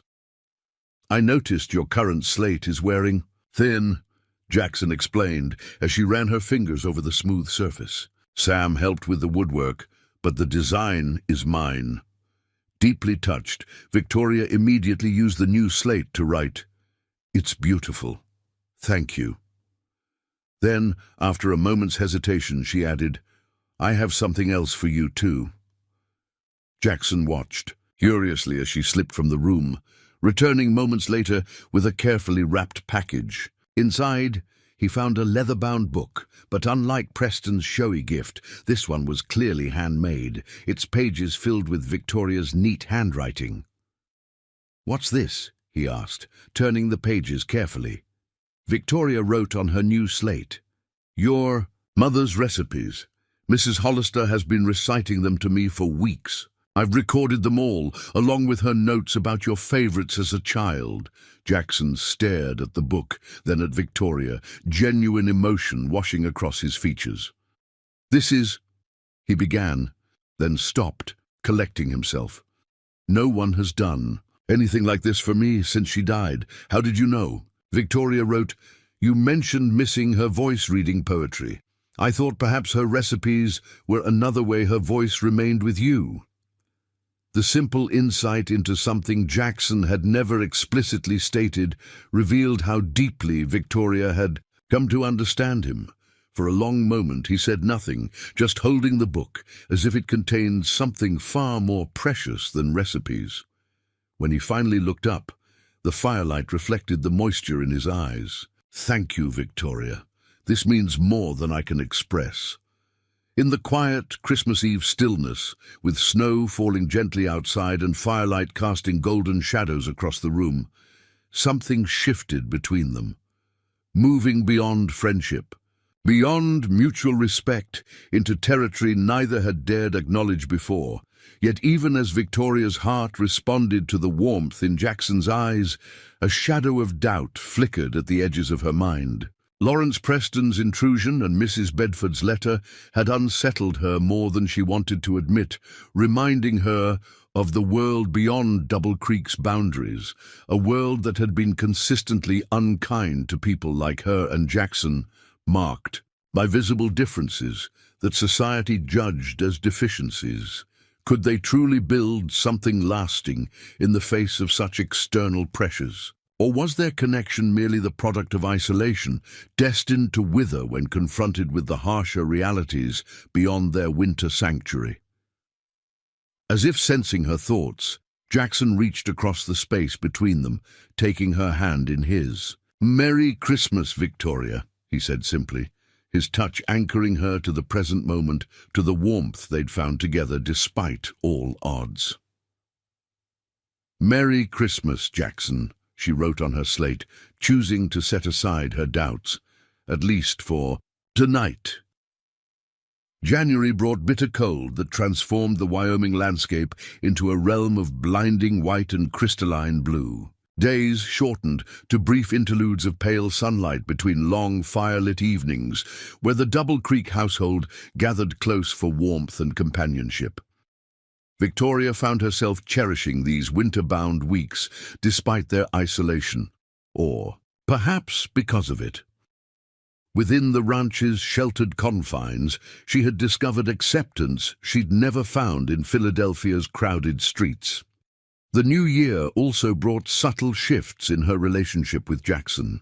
Nothing was spoken outright, but small changes accumulated like snowflakes, his hand lingering when he passed her the account books, her veil remaining off during their evening conversations. Shared glances that communicated without slate or speech. Mrs. Hollister observed these developments with knowing eyes, but maintained a discreet silence, though Victoria occasionally caught the older woman hiding satisfied smiles behind her perpetual knitting. As February approached, Jackson's leg had healed enough that Dr. Miller finally declared him fit for limited riding. Welcome news as the ranch prepared for spring calving season. The first day Jackson rode out with Sam to check the nearest pastures, Victoria found herself standing at the study window long after they'd disappeared from view, an unfamiliar anxiety tightening her chest. "He'll be fine," Mrs. Hollister remarked, appearing silently beside her. "That boy learned to ride one-armed years ago. The leg won't slow him down." Victoria nodded, embarrassed at being caught in such obvious concern. She reached for her slate. "We need him healthy for spring work." Mrs. Hollister's knowing look cut through the practical justification. "Indeed we do," she agreed mildly. "The ranch needs him. We all do, in different ways." Before Victoria could respond, Ellis burst through the front door, stamping snow from his boots. "Riders coming! 3 men from town!" Victoria moved to the window again, spotting 3 figures approaching through the snow-covered yard. One she recognized immediately as Frank Dawson, the man who delivered news of Garrett Williams's death months ago. The others were strangers, one elderly with a distinguished bearing, the other younger, expensively dressed despite the harsh weather. Mrs. Hollister frowned. "That's Judge Parker with Frank Dawson. Don't recognize the third man." Ellis, hovering in the doorway, supplied the answer. "Heard in town last month that Williams's nephew arrived from back east. Come to claim the property, they said." Something cold settled in Victoria's stomach at these words. Mrs. Hollister must have sensed her unease, because she patted Victoria's arm reassuringly before moving toward the door. "I'll put coffee on. You'd best greet them since Jackson's out." Straightening her shoulders and checking that her veil was properly arranged, Victoria opened the front door as the men reached the porch. Frank Dawson recognized her immediately, his expression registering surprise. "Miss Mercer, you're still in the territory?" His tone suggested he'd assumed she'd long since returned east. Victoria nodded, gesturing to the men inside out of the cold. Once they'd removed snow-covered coats and hats, she led them to the main room, where a fire burned welcoming in the hearth. On her slate she wrote, "Welcome to Double Creek Ranch. Mr. Harmon is checking cattle but should return shortly. Judge." Parker, a dignified man in his 70s with white hair and keen eyes, studied her slate with interest. "You must be the young lady who came to marry Garrett Williams. Frank mentioned your distinctive situation." Victoria nodded, her guard rising at his diplomatic phrasing. "This is Edward Williams," the judge continued, indicating the well-dressed younger man. "Garrett's nephew and heir." Edward Williams was perhaps 35, with fashionable side whiskers and the soft hands of someone unaccustomed to physical labor. His gaze moved from Victoria's veiled face to her slate and back, poorly disguised curiosity in his expression. "I understand you. Found employment here after my uncle's unfortunate passing," he said. "Most resourceful of you." Something in his condescending tone reminded Victoria uncomfortably of Lawrence Preston. She wrote simply, "Mr. Harmon offered me a position when I had nowhere to go." Mrs. Hollister arrived with coffee, providing a welcome interruption. As she served the visitors, Judge Parker explained their presence. "We've come regarding some legal matters involving the Williams property," he said. "Documents were discovered among Garrett's papers that require clarification. We hope Mr. Harmon might assist. As I understand, he was acquainted with Garrett." Victoria wrote, "They were neighbors, not close friends. What documents?" Edward Williams set down his coffee cup, leaning forward. "Letters between my uncle and your employer regarding water rights to Elk Creek, which runs between their properties. It appears they may have had a verbal agreement about sharing access for cattle." The door opened before Victoria could respond, bringing a blast of cold air and the welcome sight of Jackson and Sam returning from their ride. Jackson paused momentarily at finding visitors in his home, then stepped forward with the natural authority that always seemed to center him in any gathering. "Judge Parker, Mr. Dawson," he greeted them, removing his gloves. "This is unexpected." Introductions were made, and the purpose of the visit explained again. Jackson listened attentively, his expression neutral. "I remember the conversations with Garrett," he confirmed once Judge Parker finished. "We discussed sharing water access during dry summers, but never formalized an agreement in writing. That presents a difficulty," Edward Williams interjected. "I'm preparing to sell the property, and unclear water rights could significantly affect the value." This news visibly surprised Jackson. "Selling? The Williams Ranch has been in your family for 3 generations. Edward made a dismissive gesture. "I have no interest in ranching. My business is in Cincinnati. I merely need to resolve these legal matters before listing the property." Victoria watched Jackson absorb this information, noting the subtle tightening of his jaw, the only outward sign of his concern. The Williams Ranch bordered Double Creek's eastern pastures. Its new ownership could significantly impact their operations. "Who's the prospective buyer?" Jackson asked. Edward shrugged. "No specific buyer yet, though Mr. Preston from the Diamond P expressed interest when we met in Riverstone last week." Victoria and Jackson exchanged a quick glance, both recognizing the implications. If Preston acquired the Williams property, he would control even more of the region's water access and grazing land.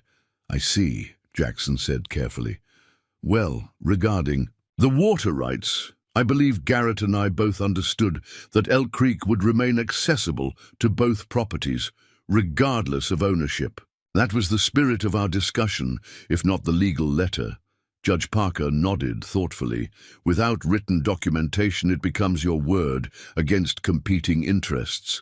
Perhaps we could draw up a formal agreement now, before any sale." The conversation continued for another hour, delving into legal details about property lines, creek access points, and grazing rights. Throughout the discussion, Victoria noticed Edward Williams studying her whenever he thought she wasn't looking. His expression a mixture of curiosity and calculation that made her increasingly uncomfortable. When the men finally prepared to leave, Edward deliberately lingered behind as the others collected their coats. Approaching Victoria directly, he spoke in a lowered voice. "I understand you were to be my uncle's bride," he said, his gaze moving from her veiled face to her slate. "A curious arrangement given your circumstances." Victoria stiffened but wrote with steady hands. "Mr. Williams sought a wife of honest character. My limitations were disclosed in advance." "Indeed," Edward murmured. "Most commendable." He glanced around the main room, taking in the comfortable furnishings, the bookshelves, the modest but dignified appointments. "You seem to have landed on your feet, though in a rather limited position."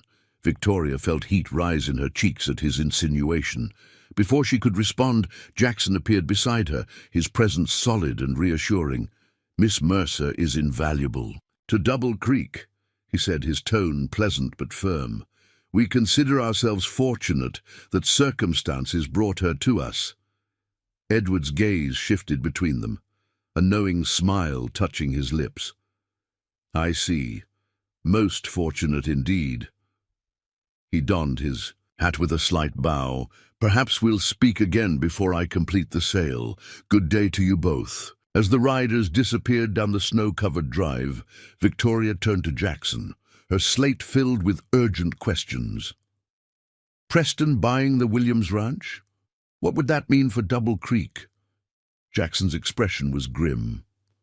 "Nothing good. Lawrence has wanted to expand in this direction for years. With both properties, he'd control most of the water access in the Eastern Valley." He removed his coat slowly, his movements betraying fatigue from the morning's ride. "We should discuss this further, but first I need to speak with Sam about adjusting the calving pasture arrangements." That evening, after the ranch hands had retired to the bunkhouse and Mrs. Hollister to her room, Jackson and Victoria sat before the fire, maps of the adjoining properties spread between them. For over an hour they discussed options, contingencies, and potential impacts of Preston acquiring the Williams Ranch. "Could you purchase it instead?" Victoria wrote, the coloured chalk from his Christmas gift, allowing her to underline the question, for emphasis. Jackson sighed, rubbing his temple. "Not without significant debt. We're stable but not flush with cash, especially with spring expenses coming." Victoria wrote thoughtfully, "Edward Williams seems primarily interested in a quick, profitable sale." "That's my impression too," Jackson agreed, studying the map again. "He has no attachment to the land itself." Victoria hesitated, then wrote, "What if you offered a partial purchase? Just the creek lands and access rights?" Jackson looked up, considering. "A smaller parcel might be within our means.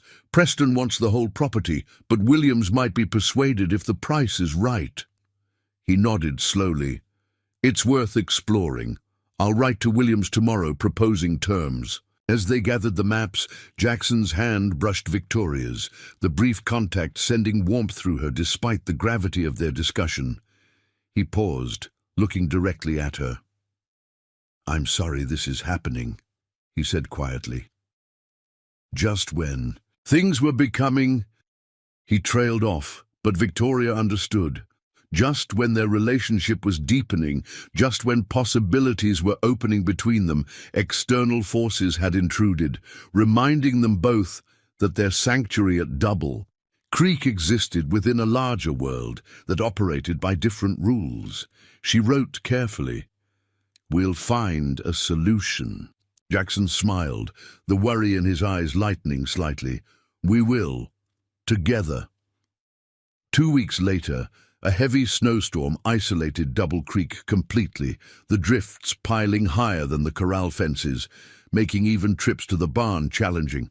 Of the key, households settled into the enforced confinement, finding comfort in familiar routines and shared work. Victoria used the time to organize spring planting schedules for the kitchen garden, while Jackson drafted letters regarding the Williams property and updated breeding records. On the third day of the storm, as afternoon light faded to early evening, Mrs. Hollister announced she was retiring early with a headache, a rare occurrence that left Victoria and Jackson alone in the main room, hours before their usual evening conversations. "Would you read aloud?" Jackson asked, gesturing toward the bookshelves. "Perhaps some Emerson? The words might distract from this endless howling wind." Victoria nodded, selecting a volume and settling beside him on the sofa rather than in her usual separate chair. As the minutes stretched to hours, their positions gradually relaxed. Jackson's arm along the back of the sofa, Victoria's slate occasionally set aside, as they communicated through gestures and expressions that had become their own private language, the intimacy of the moment, firelight, poetry. Isolation from the world outside created a bubble of warmth that pushed away thoughts of Preston, Edward Williams, and their threatened sanctuary. When Victoria finally set the book aside, the mantel clock showed it was nearly midnight. "We should rest," Jackson said reluctantly. "But I've enjoyed this evening immensely." Victoria nodded, reaching for her slate to express the same sentiment. As she wrote, a sudden violent gust rattled the windows, and a sharp crack from above made them both look up in alarm.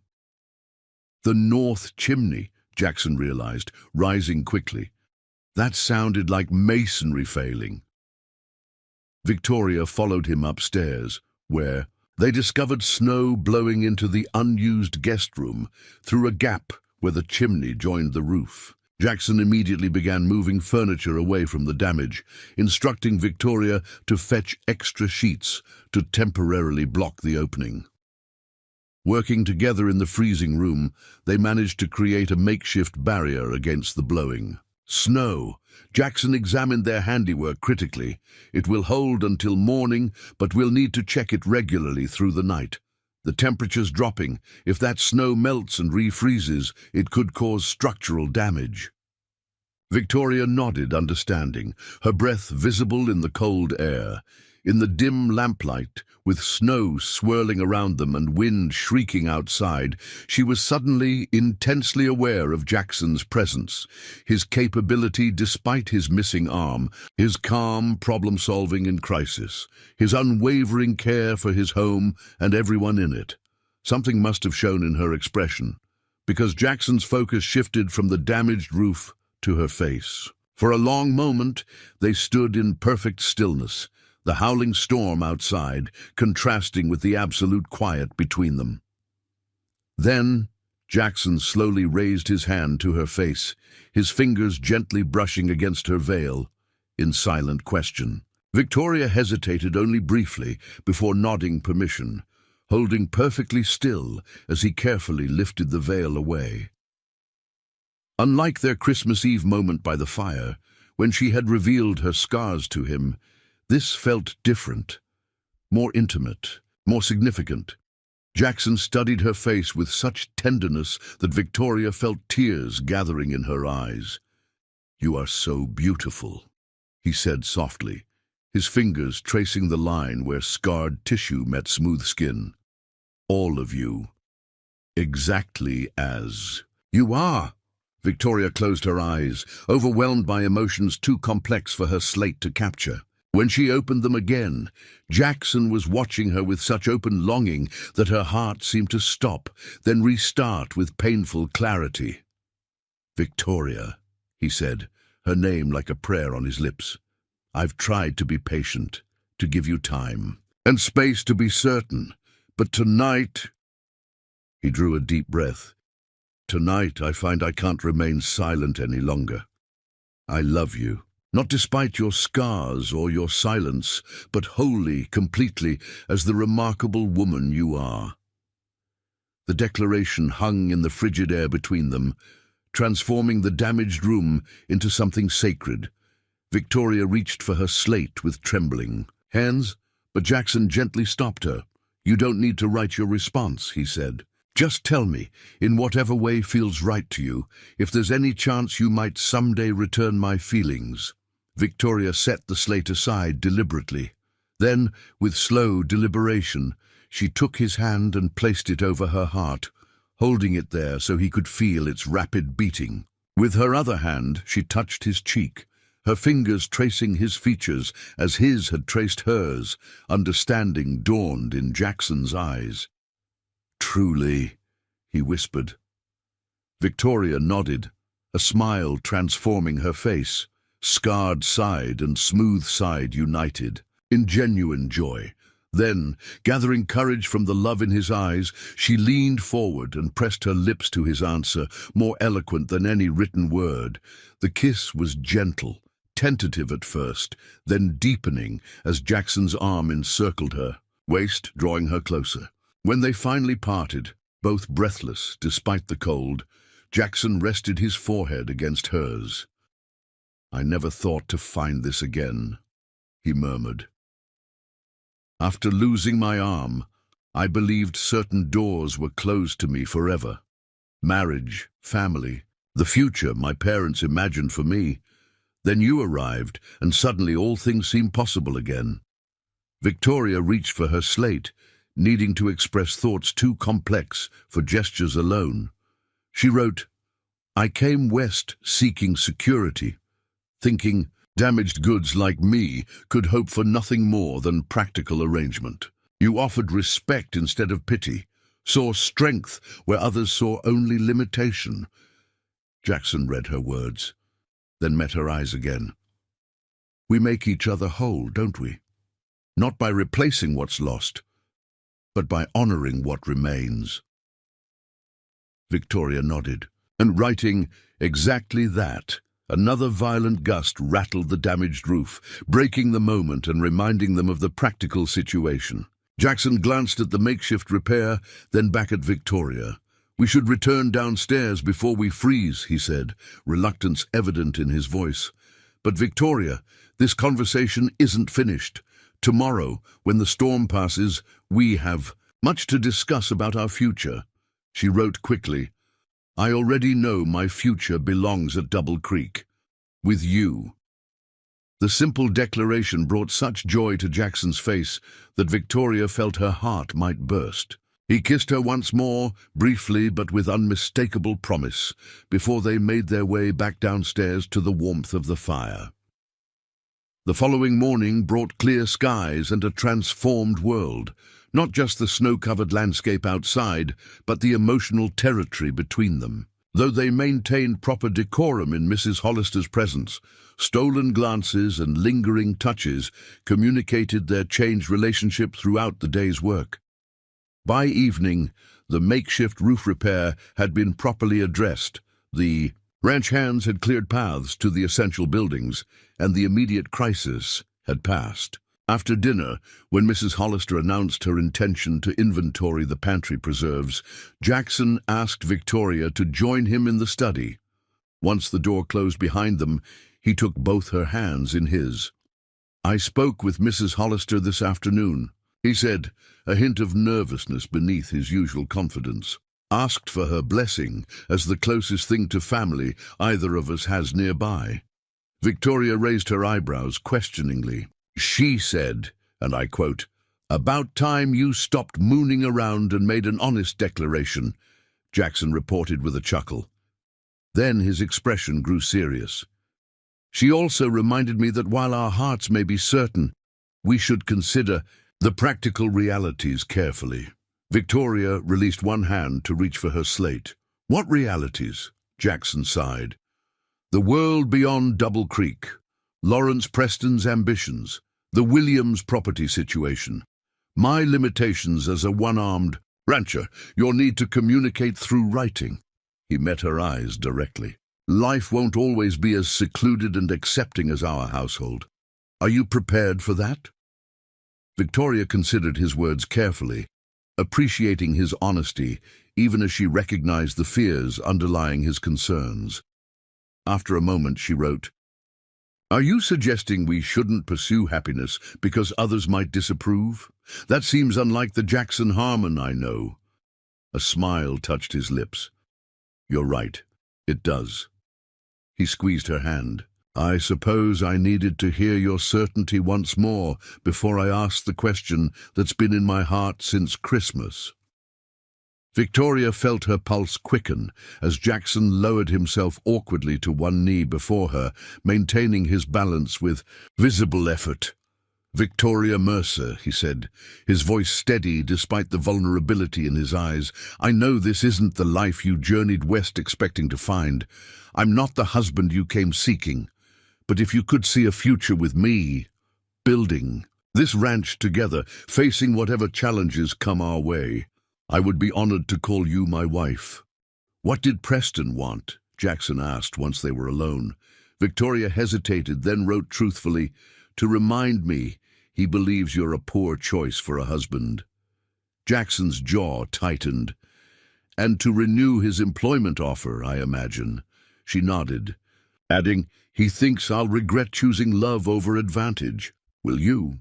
Jackson asked quietly, vulnerability momentarily visible beneath his usual confidence. Victoria's answer was to remove her veil completely, standing unshielded on the porch where anyone riding by might see her scarred face.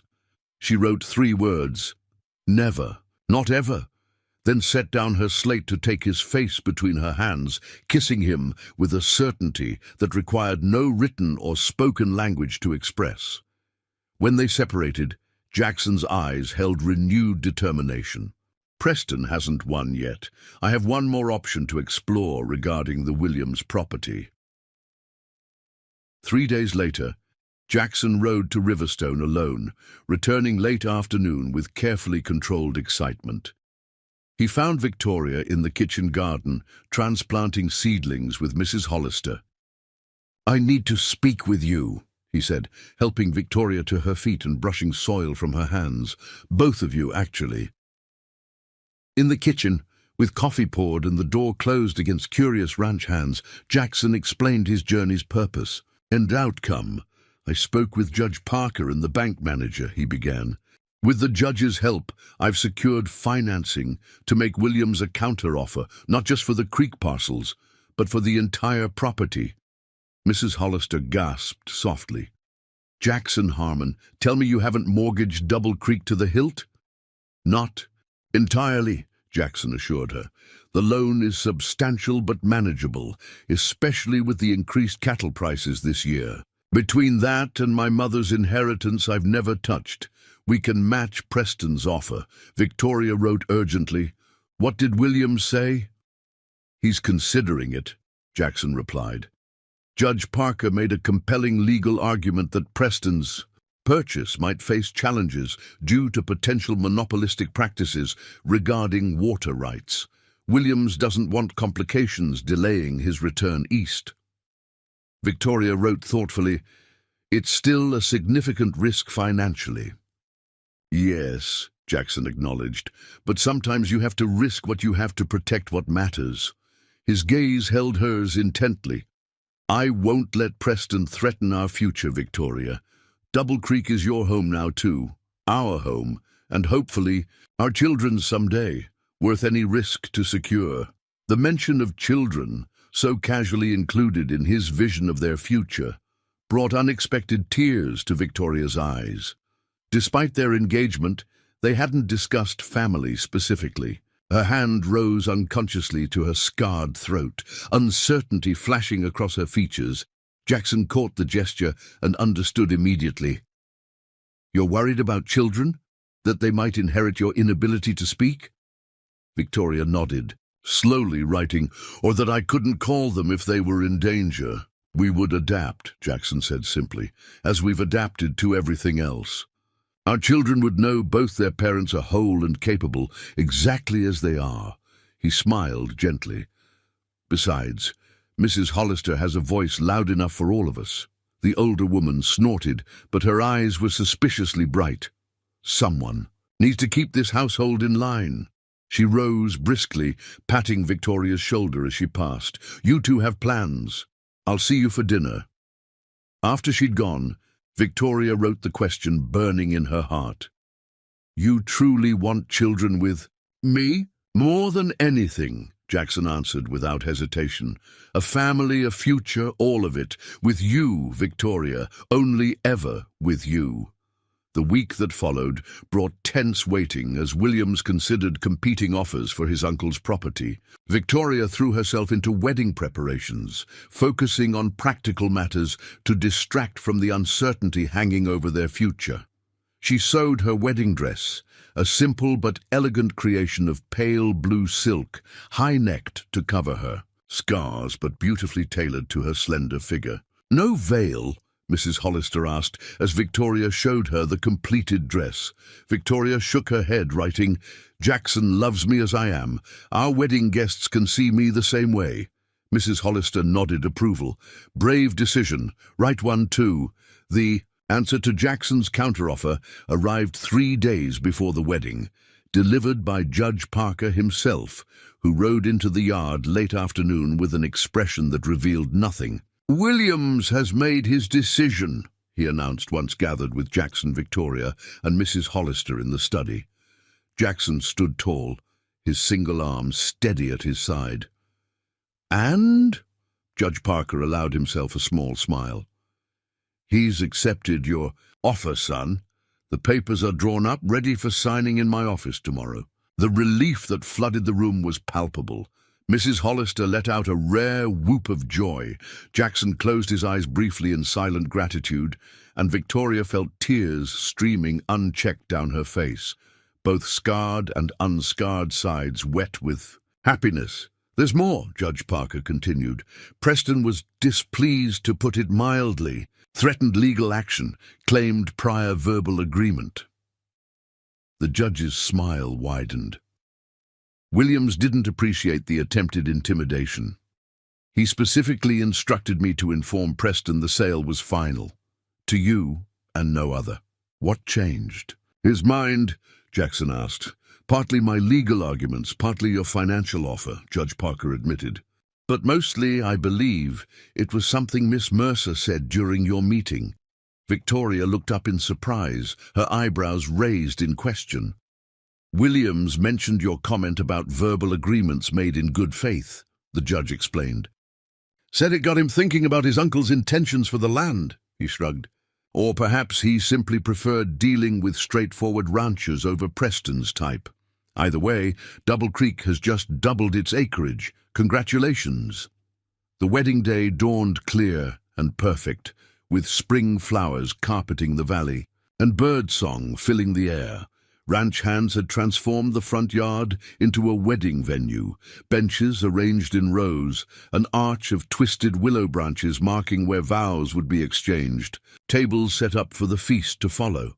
Guests began arriving mid-morning, neighboring ranchers and their families, townspeople from Riverstone, even Dr. Miller, who had treated both Victoria's arrival and Jackson's broken leg.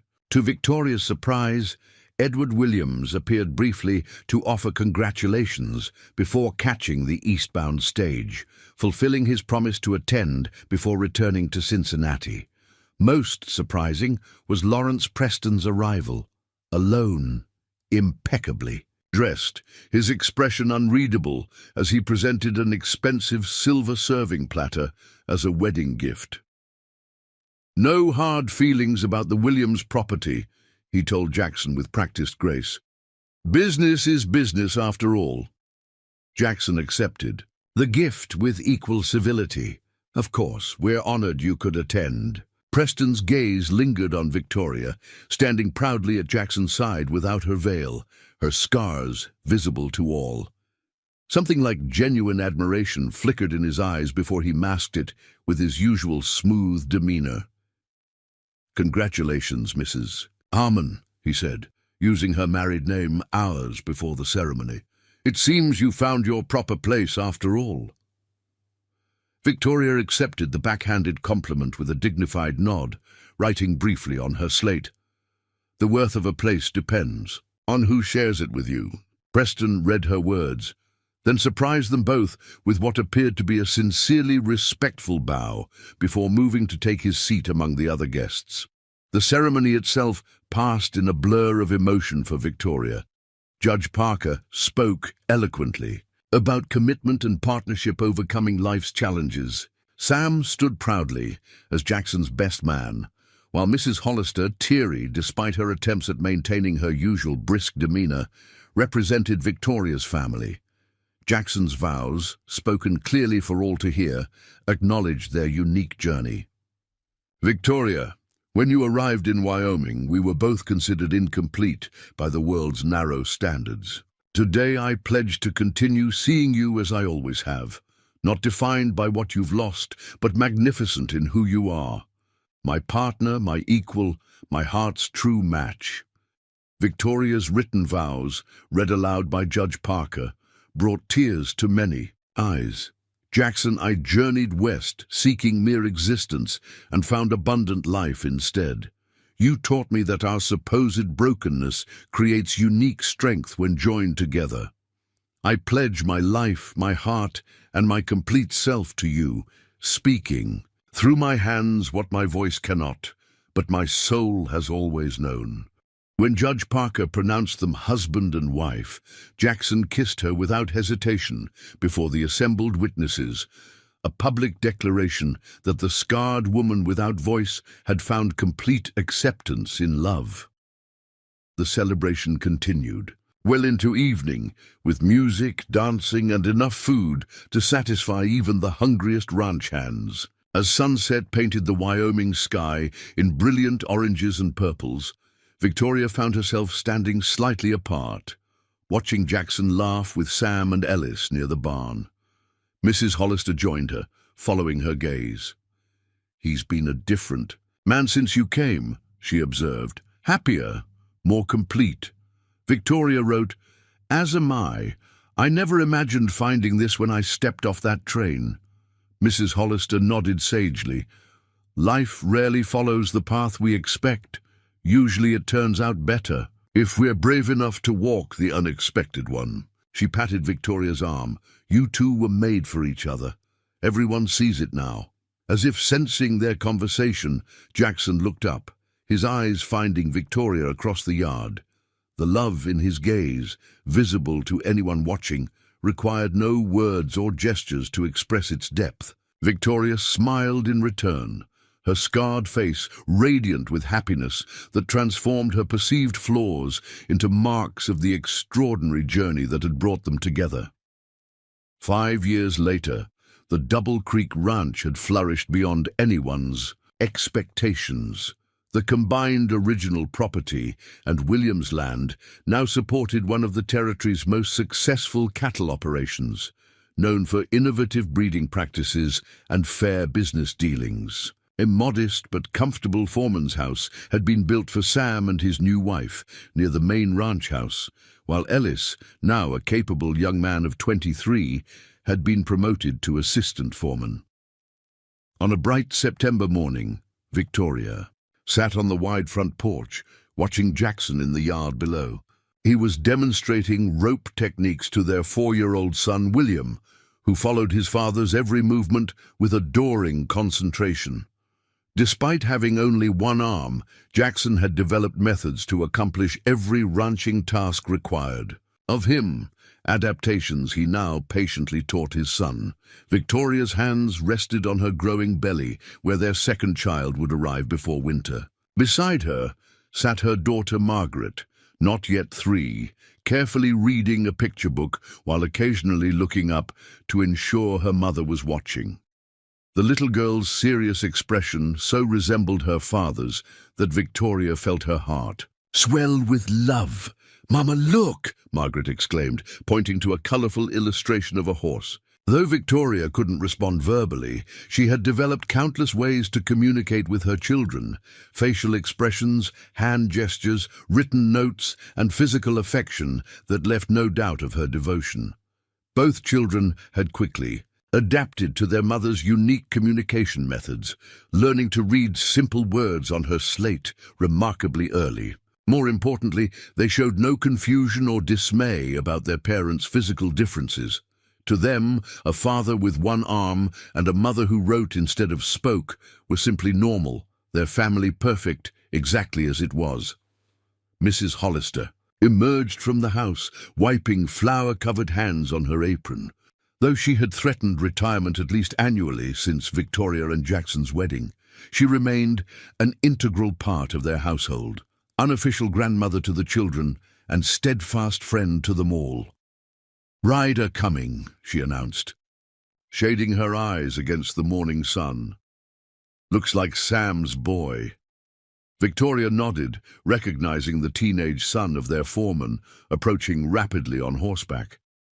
The young man dismounted in a flurry of excitement, waving a telegram. "Mr. Harmon, important news from Cheyenne," he called as Jackson approached, William trailing behind. Jackson read the telegram quickly, his expression brightening before he looked up at Victoria on the porch. "The Railroad Commission has approved our spur line proposal," he called. "Construction begins next spring, connecting directly to Double Creek's eastern boundary." Victoria clasped her hands in joy. The culmination of 2 years' careful negotiation and planning finally realized. The railroad connection would transform their shipping capabilities, increasing profits while reducing the physical toll of long cattle drives. As Jackson swept William up in a one-armed hug of celebration, Victoria found herself reflecting on the extraordinary journey that had brought them here. From the devastating fire that scarred her body, but not her spirit, to the battlefield that took Jackson's arm, but not his determination. From her desperate arrival in Wyoming territory as a mail-order bride to becoming the respected mistress of a thriving ranch and mother to beautiful children, Jackson climbed the porch steps, setting William down to run to his sister while he joined Victoria on the bench. His hand covered hers, where it rested on her rounded belly, their child stirring beneath their joined fingers. "Another victory for Double Creek," he said, satisfaction evident in his voice. "Who would have thought when you stepped off that train that we'd build all this together?" Victoria reached for the slate she still carried everywhere, writing the truth that remained constant through all their challenges and triumphs. Two supposedly broken people creating something whole and beautiful, exactly as we were always meant to. Jackson smiled, leaning forward to kiss her scarred cheek with the same tenderness he'd shown from the beginning, when he'd been the first person to truly see beyond her damaged exterior to the woman within. "Exactly as we were always meant to," he agreed, their children's laughter providing perfect accompaniment to the love that had transformed them both, proving that sometimes life's most painful wounds lead to its greatest blessings. 15 years. After Victoria stepped off the train at Riverstone Station, Double Creek Ranch had become a Wyoming landmark, not just for its size and prosperity, but for the remarkable family at its heart. On a crisp autumn morning, as golden aspen leaves drifted on the breeze, a young journalist from the Cheyenne Tribune arrived at the ranch. Emma Parker, barely 25 and determined to prove herself in the male-dominated newspaper world, had convinced her editor to let her profile the Harmons, whose unusual story and business success had become something of a regional legend. Victoria welcomed the young woman into their home with the gracious confidence that had become her hallmark. At 42, her face still bore the scars from that long-ago fire, but she no longer thought of them as defining features. Years of Wyoming, sun and wind, had added character lines around her eyes and mouth that told stories of laughter and life lived fully.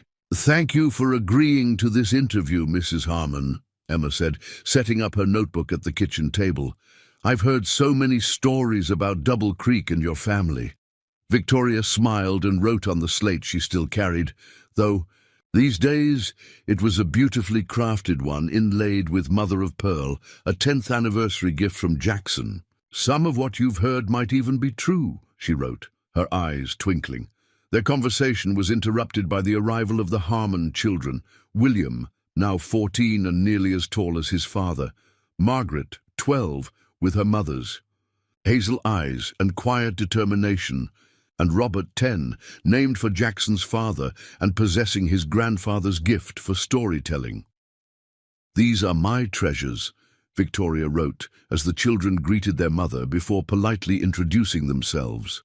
To the visitor, Emma noted how they naturally checked their mother's slate for instructions or comments, the communication between them flowing seamlessly despite the absence of verbal exchange. Jackson joined them shortly, his 50 years sitting lightly on his broad shoulders. Silver now threaded his dark hair, and laugh lines framed his eyes. But he moved with the same confident stride Emma had been told about, a man completely at ease with himself and his place in the world. "Miss Parker wants to know our story," Victoria wrote to her husband, who settled beside her at the table.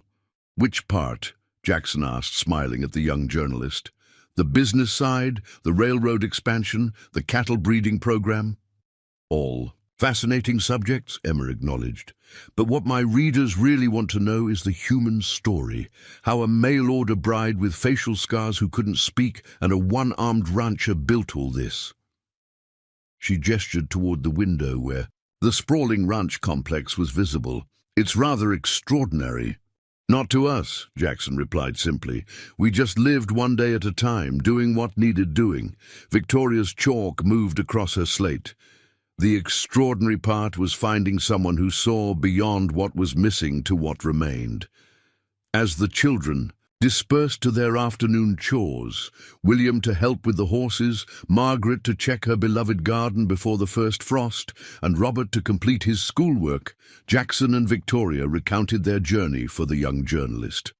They spoke of challenges overcome, the bitter winter when blue-tongue disease threatened their herd, the drought year when Lawrence Preston tried again to leverage water rights against them, the fire that destroyed the original barn but spared the animals thanks to quick action by Sam and the ranch hands.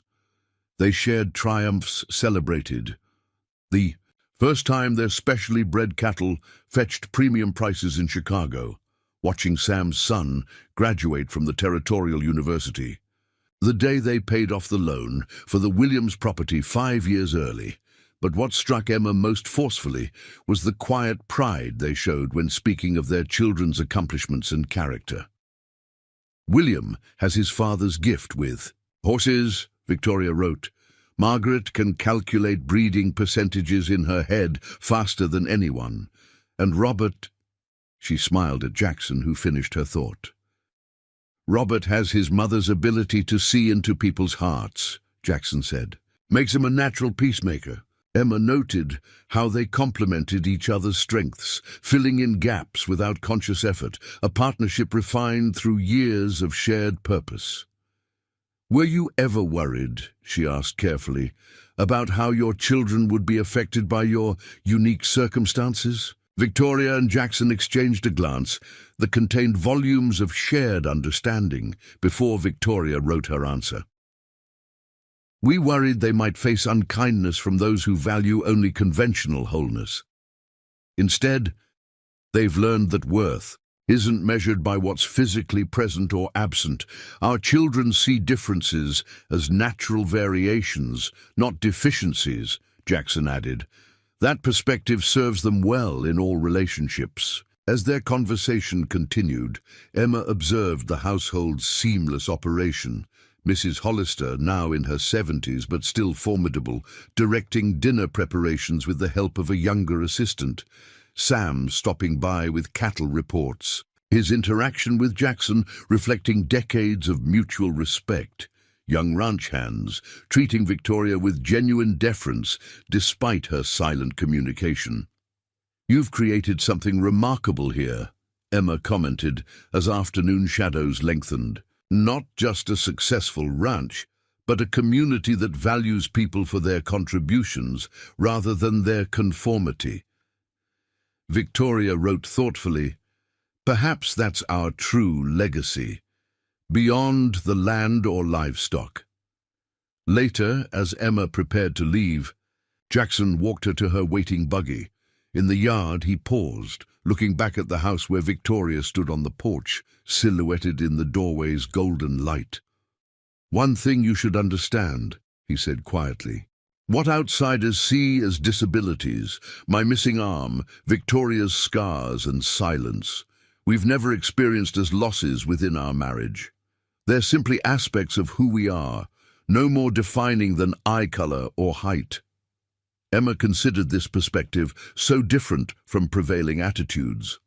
That's a powerful viewpoint, Mr. Harmon. It's the truth, Jackson replied simply. The story worth telling isn't how we overcame our supposed brokenness. It's that we recognized what society calls broken is merely different, and different can be beautiful, complete, and profoundly right.